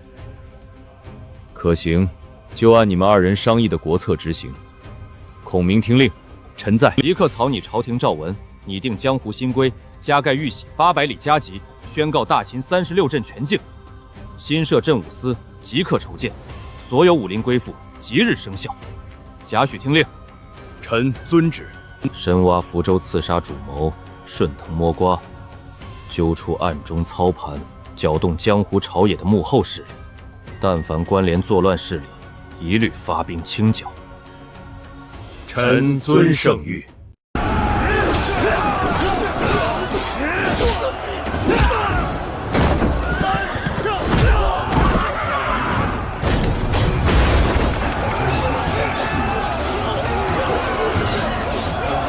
这根本不是江湖私仇，就是有人刻意操盘，精准挑动武者敌视官府，刻意破坏民生商贸、官道良运、地方治安。完完全全奔着搅乱大秦社稷、动摇地方安稳而来。近几日作乱之人来路不明，行事刻意偏激，刻意挑衅官府底线，是有人在背后挑拨，故意放大江湖与朝廷矛盾，故意逼官府出手镇压武林。我们江湖各家往日各守地界，互不侵扰，近日无故结仇，无故袭官，无故滋事，全是人为挑拨。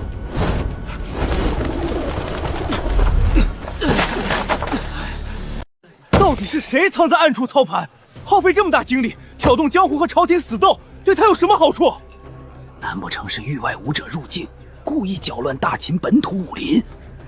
无从查证，毫无头绪。新设镇武司，登记天下武林人员，定武者红线、宗门田产、划定武林持械入城，禁厮杀官吏，禁据所有宗门武馆，依规缴纳赋税，接受属地官府管辖调度。武林纷争不得逾越官府律法，违者发兵灭宗。秦帝这是要收复江湖，奴役天下武者，千年平衡毁于一旦。我们安分守己，从未主动作乱，凭什么要为暗处歹人的过错买单？凭什么要接受朝廷管控，上缴赋税，俯首听命？江湖之所以为江湖，就是自在随心，不受朝堂管束，不受俗世规矩拿捏。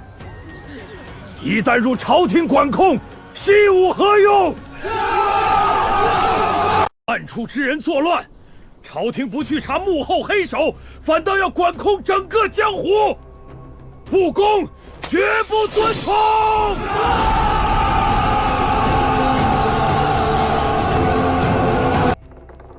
陛下，罗网汇总36郡江湖动静，尽数查实。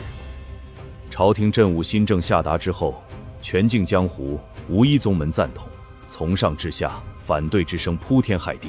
大小宗门、武道世家、散修武人全员抵触朝廷管束。如今各地大宗放话，局部登记宗门名册，局部缴纳赋税，局部遵从武林新规。部分跋扈宗门已经集结门下武者，屯守山门，摆明要和朝廷硬碰硬体。意料之中，这群江湖武人享受千年超然特权，享惯了自在，让他们放下特权，俯首朝廷，遵从律法，本就不可能心甘情愿。赵高传令罗网，全员待命，随时备战。新政落地，区别禅位，安分守己者既往不咎，保留宗门根基，执迷不悟，聚众抗旨，叫嚣最凶，带头煽动对抗朝廷的宗门势力，不必招安，不必劝降，直接出兵清剿，连根拔除，覆灭山门，杀鸡儆猴，震慑整片江湖，管控江湖，整顿武林，此事势在必行，无人可拦，无人可改朕意矣。臣遵旨，即刻传令罗网各部集结人手，锁定带头作乱宗门。启禀陛下，秦傲老祖亲临御书房外，求见陛下。宣。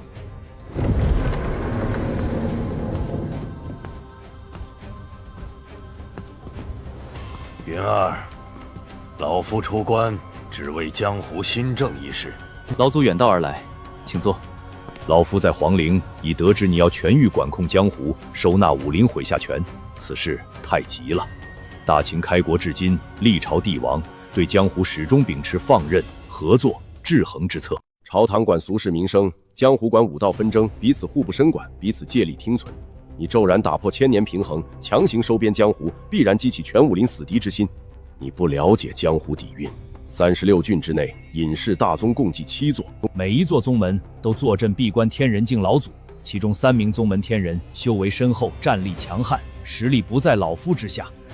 如今你要收特权，灭跋扈宗门，管控全武林，这批隐谢天人必然会出山干涉。一旦大宗天人联手抗朝廷，届时朝野动荡，战事四起。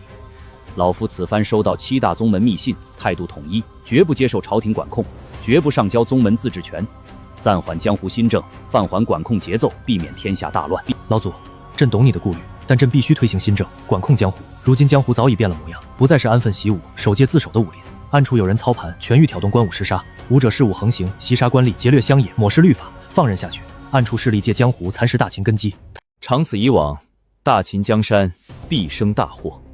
朕敢推行新政，便手握足够底牌，就算7大宗目天人联手出山对抗朝廷，朕也有10足把握一一镇压。老祖别忘了，朕身后有天宫撑腰，7大宗门在天宫面前不值一提。但凡隐士天人敢踏出山门，敢对抗朝廷，忤逆皇权，定叫他们有来无回。江湖的天人，朕从未放在眼里。罢了，你心思缜密，谋算周全。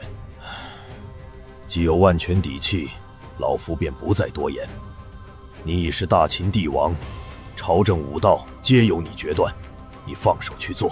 江湖风波再起，若是天人出手，局势失控，随时派人传信皇陵，老夫这一副老骨头尚可提剑一战。多谢老祖。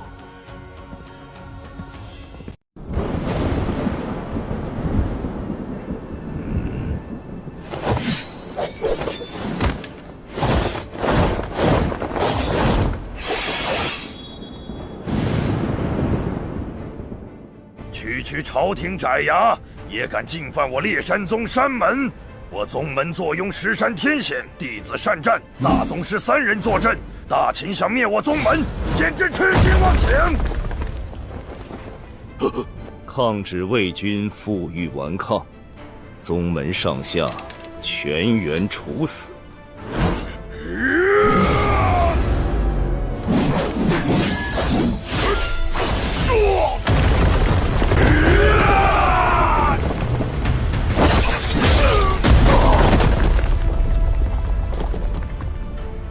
杀！朝廷当真要赶尽杀绝？我烈火阁绝不归顺！想要灭我宗门，先踏过本座尸体！陛下给过归顺机会，你们不要。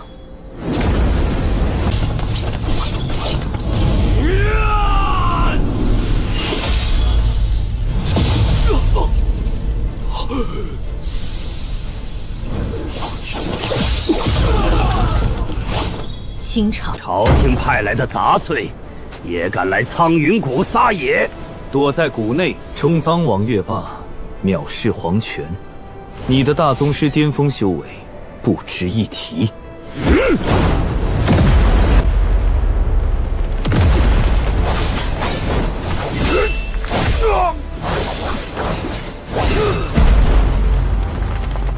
抗旨之时，便该想好下场。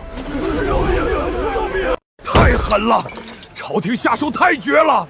不过是不肯归顺新政，不肯上交赋税，直接满门屠灭，摆明了杀鸡儆猴，就是想用3大宗门的鲜血，逼全江湖低头臣服。我辈习武之人，自在千年，我命由我，不由皇权，不由朝廷。想用杀伐镇压江湖，让我们俯首听命，绝无可能。秦云痴心妄想，想要彻底掌控整片江湖，做梦！有意思，太有意思了！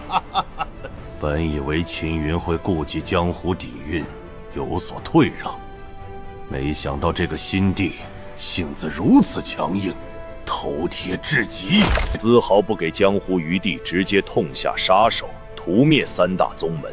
这下好戏彻底开场了。店主，如今全江湖上下同仇敌忾，全员敌视大秦朝廷，反抗浪潮越来越盛。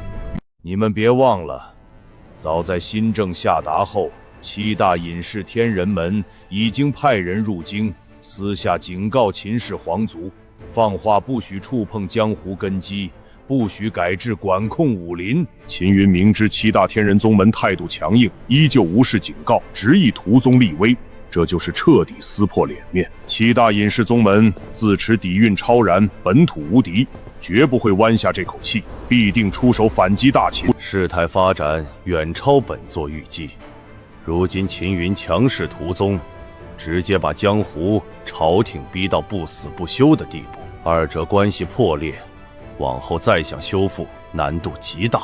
秦氏皇族彻底失去江湖所有势力支持，往后大秦但凡遇战乱、遇叛乱、遇外敌，江湖宗门只会袖手旁观，绝不会出手效助大秦。关武长久内耗，大秦兵力、财力尽数被江湖牵制，大秦无暇发展国力，无暇清查我罗刹殿势力，全江湖敌视秦云，敌视大秦皇权。本座只需稍加引导，便可借力江湖之力对抗大秦朝堂。日后罗刹殿起兵伐秦，整片江湖皆是我天然盟友。不管最后是朝廷压服江湖，还是宗门抗衡皇权，损耗的都是大秦的国力威信。店主深谋远虑，布局通天，英明神武，此番棋局全在店主掌控之中。传令下去，全域罗刹暗子继续潜伏，不要亲自下场作乱，不要暴露身份，只管在江湖各处煽风点火，放大仇恨，挑拨矛盾，放大朝廷残暴之处，美化宗门反抗之举。逼着7大隐士天人门尽快出山，直面大秦皇权，让江湖与大秦彻底水火不容，不死不休。越乱越好，越僵越有利我罗刹殿。属下遵令，即刻传令全域暗线，加大挑拨力度，激化双方矛盾。陛下，罗网全域探查，江湖境况已然查清。此前三大宗门一夜覆灭，并未起到杀鸡儆猴的震慑效果，反而彻底激化江湖人心。如今36郡江湖大小门派、武道世家、闲散武者全部抱团联合，放下往日门派恩怨，统一阵线，抱团抗衡朝廷新政。全境江湖上下一心，敌意空前浓重。官府巡查，无者抵触；朝廷政令，无人遵从。各地宗门暗中互通消息，囤积兵刃，调集门下高手，随时准备直面朝廷兵马。臣察觉事态反常，寻常江湖武者只求自在习武，不会全员抱团死战大秦。臣下令罗网暗探，深挖舆论源头、闹事牵头之人，多方卧底取证，追踪资金流向，核对联络暗号，层层剥离伪装，终于查实，全程在幕后挑拨官武矛盾，煽动江湖仇恨、门派抱团抗旨的势力，就是蛰伏已久的罗刹殿。罗刹殿行事极为隐蔽，所用案子全部剥离身份，改换功法，改换样貌，刻意抹去一切关联痕迹，意图置身事外。但罗网深耕天下情报多年，依旧抓到隐秘线索，坐实所有闹事骨干尽数听命罗刹殿调度。果然是这群狗东西，朕就知道能搅动整片江湖，拿捏武林人心，精准挑动朝野死仇的势力。放眼大秦境内，寥寥无几。罗刹殿藏在暗处，阴魂不散。朝堂理治，江湖乱象，官武对立，桩桩件件，皆有他们插手。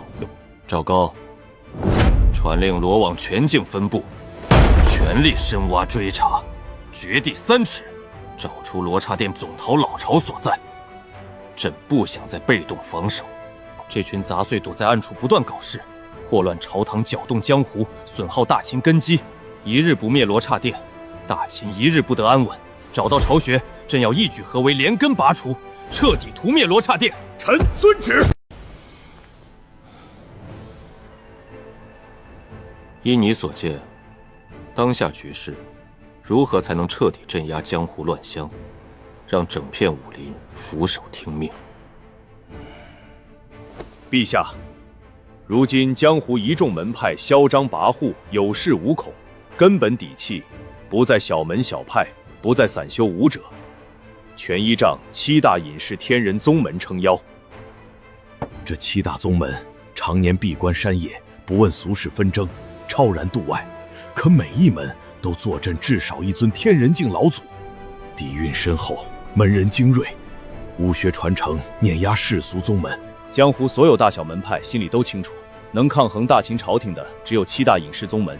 此前7大宗门已经出面警告皇族，禁止朝廷改制江湖。如今朝廷屠灭3宗，7大宗门已然摆明立场，站在大秦对立面。只要7大天人宗门不倒，一日不臣服，底下万千江湖门派永远心存依仗，永远敢对抗朝廷，忤逆圣旨，江湖乱象永远平定不了。也就是说，只要朕镇压、收服7大隐士宗门，断掉整个江湖的最大依仗，其余大大小小门派、武道世家，失去靠山，便会自觉臣服，遵从朝廷镇武新政。陛下圣明，正是如此。江湖一众势力大多趋利避害，欺软怕硬，依附7大天人宗门狐假虎威而已。顶层宗门臣服，底层武林不战自降。好，朕明白了。择日，朕派人出使7大隐士宗门，登门约谈，上门喝茶，给他们最后一次选择机会。愿意归顺朝廷，遵从武林新规，上缴宗门名册，移归鸟税。朕保其宗门传承，保其宗门基业，依旧允许他们安稳修行。若是视天人修为自傲，不识时务，执意对抗大秦，包庇江湖作乱势力，那就别怪朕不念情面，兵临山门，覆灭宗门，斩杀天人老祖，永绝后患。奉先来御书房见朕。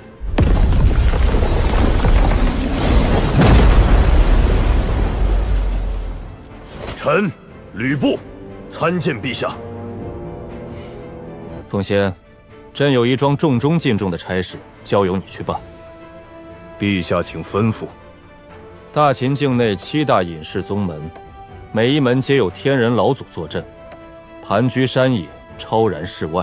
眼下全江湖抱团抗旨，忤逆朝廷新政，技术依照这7大宗门撑腰。7大宗门无视皇权，公然庇护作乱武者，警告大秦不得插手江湖事宜。朕命你即刻动身，亲赴7大隐谢宗门，登门宣旨，给他们最后抉择。愿意归顺大秦，遵从镇武新规，宗门造册，爱归鸟税，约束门下弟子不得对抗朝廷。朕保其山门传承，保留宗门修行之地，既往不咎。若是拒不臣服，执意裹挟江湖对抗大秦，无需回禀，就地出手，覆灭山门，斩杀宗门天人，鸡犬不留。朕调拨2000大雪龙旗，归你全权调度。臣遵旨，陛下放心。7大宗门所谓天人老祖，躲在深山闭关自守，恃武自重，修为虚浮，久不经血战。臣常年浴血百战，一身杀伐之力，专克这类闭关武人。天人圆满，臣亦可一战。至于7大宗门一众天人，在臣眼中尽数是山野劳碌，一击在手，便可尽数镇压。有你这句话，朕放心，放手去做。朕要7大宗门臣服，要整片江湖再无对抗大秦的底气。臣定不辱使命。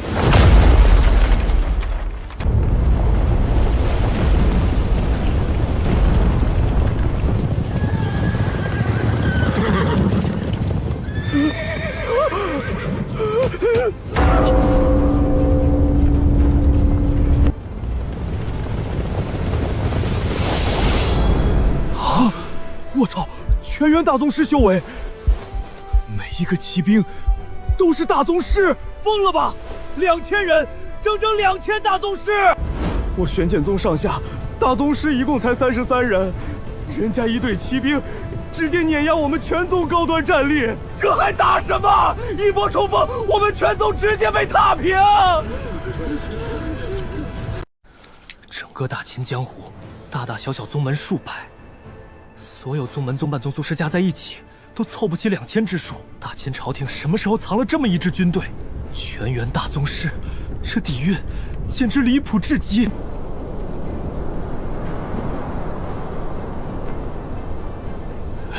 宗主，大秦这是摆明种马，要攻打我玄剑宗。他们怎么敢？我玄剑宗乃是7大隐士宗门之一。坐拥天人老祖坐镇，秦云不顾7大宗门联手警告，执意派兵压境，这是要和整个江湖不死不休。宗主，眼下局势太被动了，对面2000大宗师铁骑，战力碾压我们全宗，寻常护山大阵根本挡不住这种级别的军队冲锋。真开仗，我们根本守不住山门。如今唯一希望，只有闭关后山的宗门天人老祖宗，才能抗衡这只铁骑。我一直以为，大秦近些年只顾整顿朝堂，无暇修炼武道兵力，没想到藏得这么深，悄无声息养出一支全员大宗师的铁骑。这份底蕴，远比历朝大秦皇族还要恐怖数倍，太能隐忍了，藏得真深。之前覆灭3个宗门，果然不是侥幸。大秦如今完全有能力整治江湖。山下何人率兵围困我玄剑宗山门？吾吕布奉大秦皇帝陛下旨意，登门玄剑宗。原来是吕将军。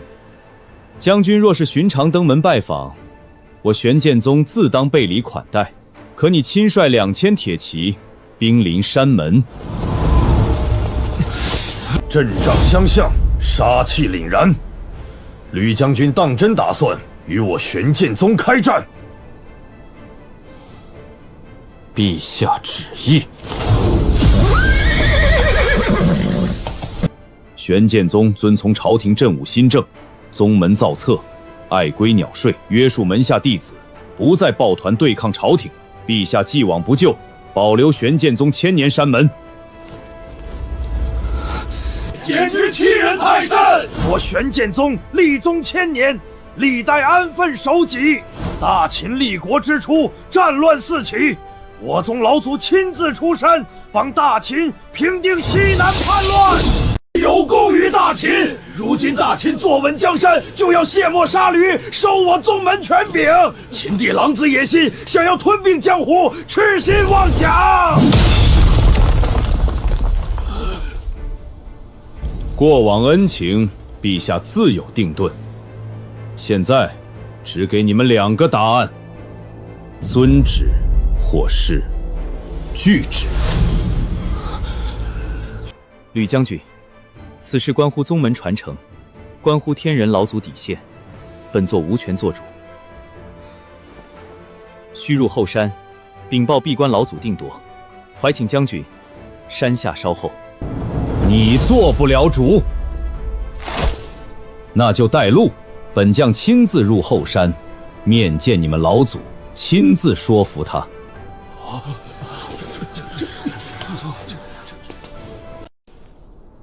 好，吕将军胆气过人，你敢孤身入后山祖地，本座便带你去。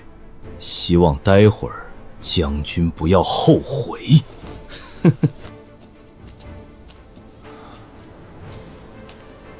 老祖，大秦将领吕布率兵压境，奉秦帝旨意，逼我玄剑宗归顺朝廷，遵从江湖新政，还请老祖出关定夺。大秦朝廷行事未免太过霸道，凭一纸新政便要削我宗门权柄，拿捏千年隐世宗门。哼，老夫倒要瞧瞧你区区朝廷战将，今日凭什么说服老夫俯首归顺？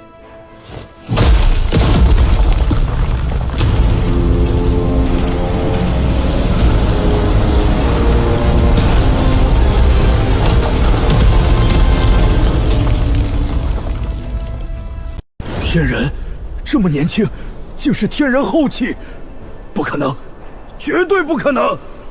大秦皇族公认天人后期，唯有皇陵老祖秦傲一人，天下皆知，再无第二尊。眼前此人年纪不过30上下，容貌陌生，绝非秦傲。大秦什么时候悄无声息多出一尊天人后期强者？自己苦修100年天人中期，在对方面前连还手资格都没有，对方随手一拳便能碾碎他。老祖，他到底是什么境界？天人后期，完了，彻底完了！山下2000大宗师大雪龙旗，山上一尊天人后期吕布，不用大军动手，仅凭吕布一人便可屠尽玄剑宗上下，魔整整座山门。老祖，现在怎么办？我们根本打不过。吕将军息怒，息怒。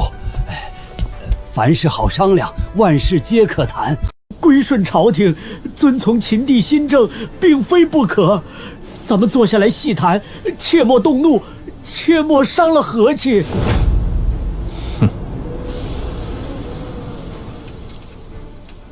还算你们识时务，方才若是晚1秒改口，本将直接一拳送你身死道消。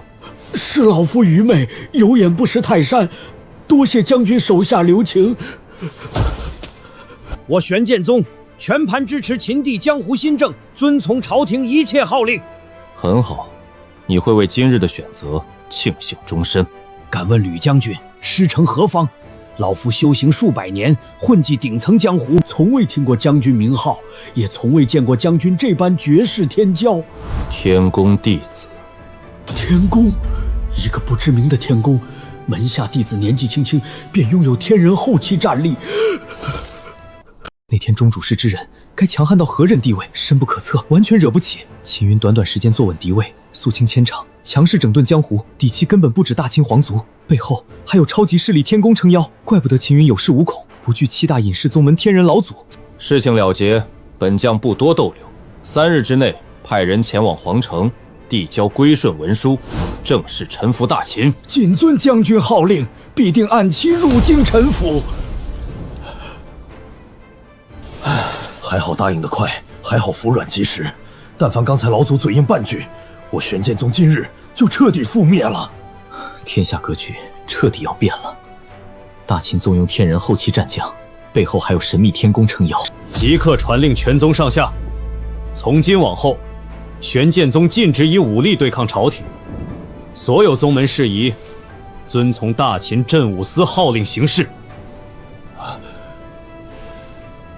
约束门下弟子，不得敌视官府，不得忤逆秦帝，全力教教大秦，万不可得罪青云。弟子遵命。大秦不过仗着黄龙陵秦傲撑腰，真要开战，我宗门天人不惧一战。我股毒术冠绝武林，铁骑再多也能尽数毒杀。带兵退去，否则便催动宗门剑阵，灭杀所有大血龙爪。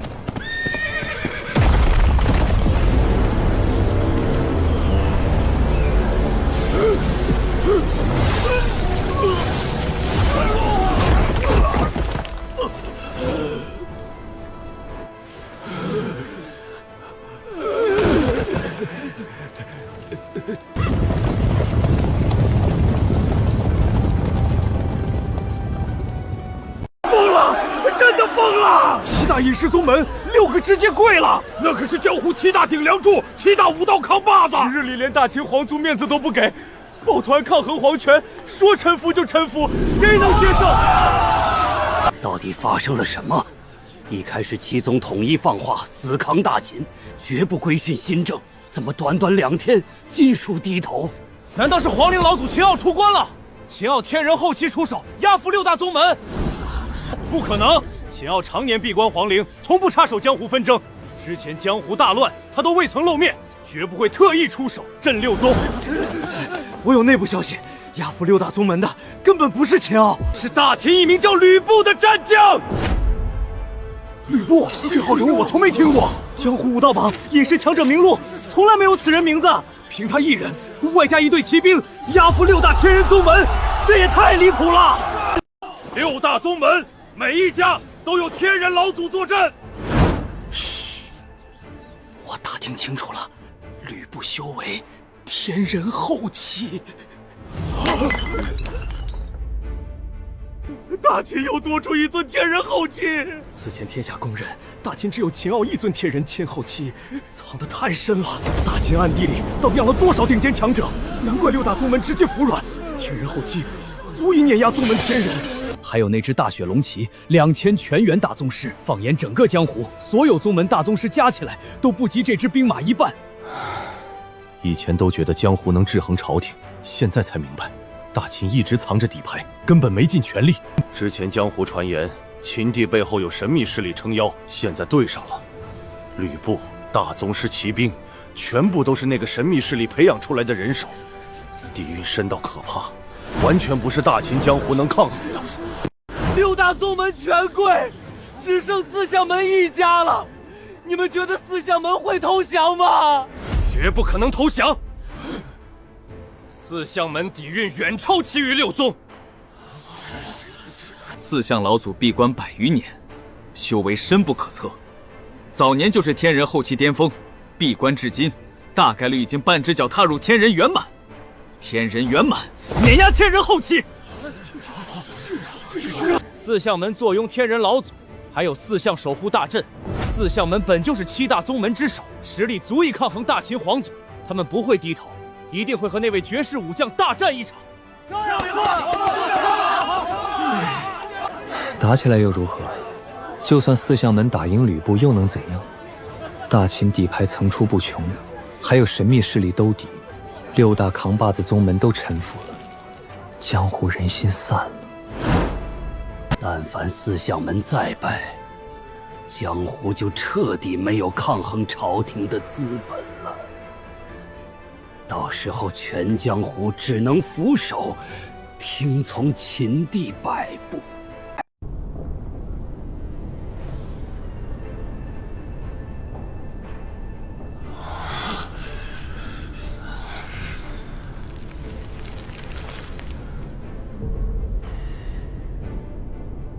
6大宗门俯首臣服大秦，吕布天人后期修为，谁都没料到大秦除了黄陵秦傲，竟然藏着第2尊天人后期强者吕布。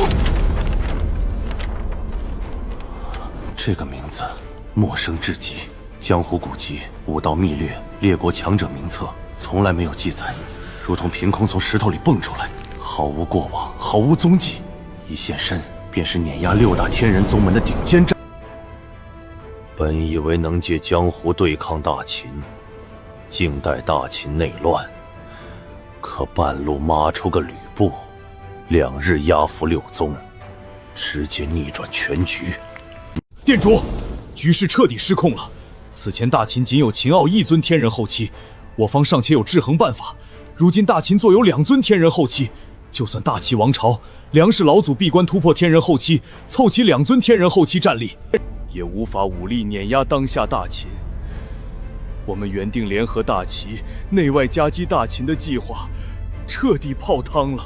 我们费尽心思挑拨官武矛盾，煽动江湖反秦，眼看就要逼大秦开战，朝野大乱，就因为一个凭空冒出来的吕布，全盘崩盘。该死！本店主自认算计所有变数，万万算不到秦云底牌这么深。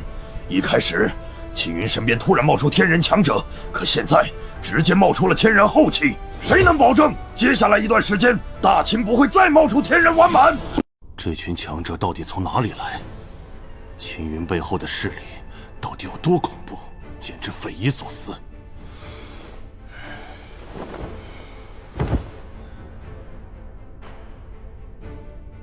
局势已经脱离我们掌控，传令罗刹暗子外围势力全部收敛动作，停止挑拨矛盾，停止煽动宗门对抗朝廷，停止一切明面作乱。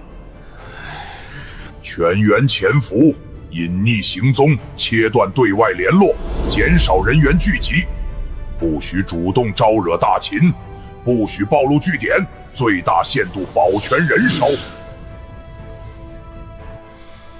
大秦如今势大，2尊天人后期坐镇，不可硬碰，我们耗得起。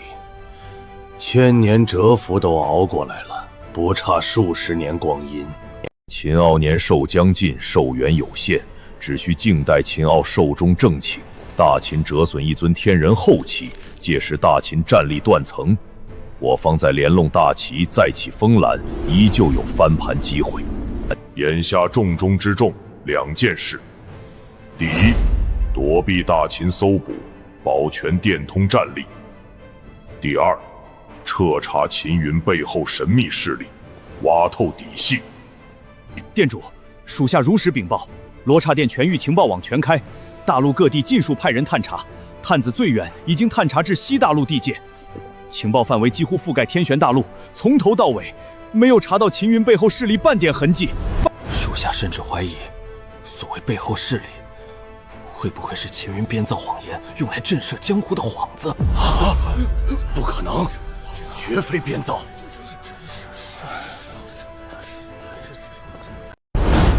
继续查，就算追到域外海域，也要找出这股势力的真身。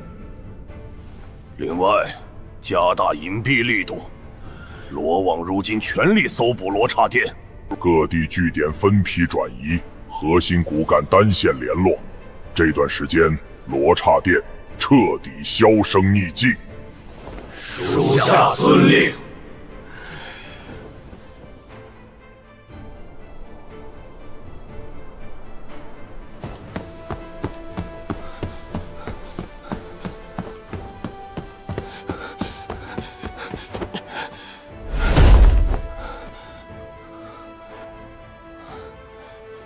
老祖，弟子有要事禀报。进来。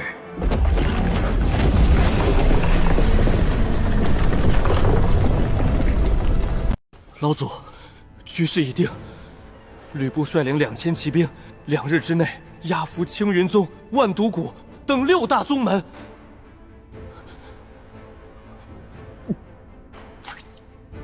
6大宗门全部俯首，尽数答应遵从大秦新政，近日便会入京递交臣服文书。如今7大隐士宗门，只剩我四相门一家，尚未归顺大秦。弟子前来请示老祖，眼下江湖大势倾覆，我四相门是选择归顺大秦，还是直接拒绝吕布，与大秦开战？想让我四相门俯首称臣，没那么容易。老夫闭关200余年，早稳固天人后期，如今半只脚踏入天人圆满。200余年，未曾出手一战。吕布横空出世，天人后期战力2日震6宗，风头无二。正好老夫亲自出手，试一试此人深浅。若是吕布实力强横，能正面击败老夫，证明大秦武力彻底碾压我四相门，老夫心服口服，四相门无条件归润大秦，遵从所有新政，绝不反悔。若是老夫出手击败吕布，或是逼平吕布，证明我四相门有抗衡大秦的底气。届时归顺可以主动议价，向秦帝讨要条件，保全宗门全部特权，保留宗门地域自治权，不受政务司管束。千山，你要明白，江湖大势不可逆，秦帝整顿江湖，收编武林，心意已决，没有回转余地。大秦坐拥2尊天人后期，外加神秘势力兜底，国力战力碾压整片江湖。我四相门再强，也只是一座宗门。独木难支，逆势而为，最终只会宗门覆灭，传承断绝。老夫修行数百年，向来顺势而为，从不逆天硬拼。归顺大秦是最终结局，早已注定。但归顺分狼狈臣服和体面归顺。大秦想要我四相门俯首，必须拿出足够实力打服老夫，打不服就要拿出优厚条件，妥协让利。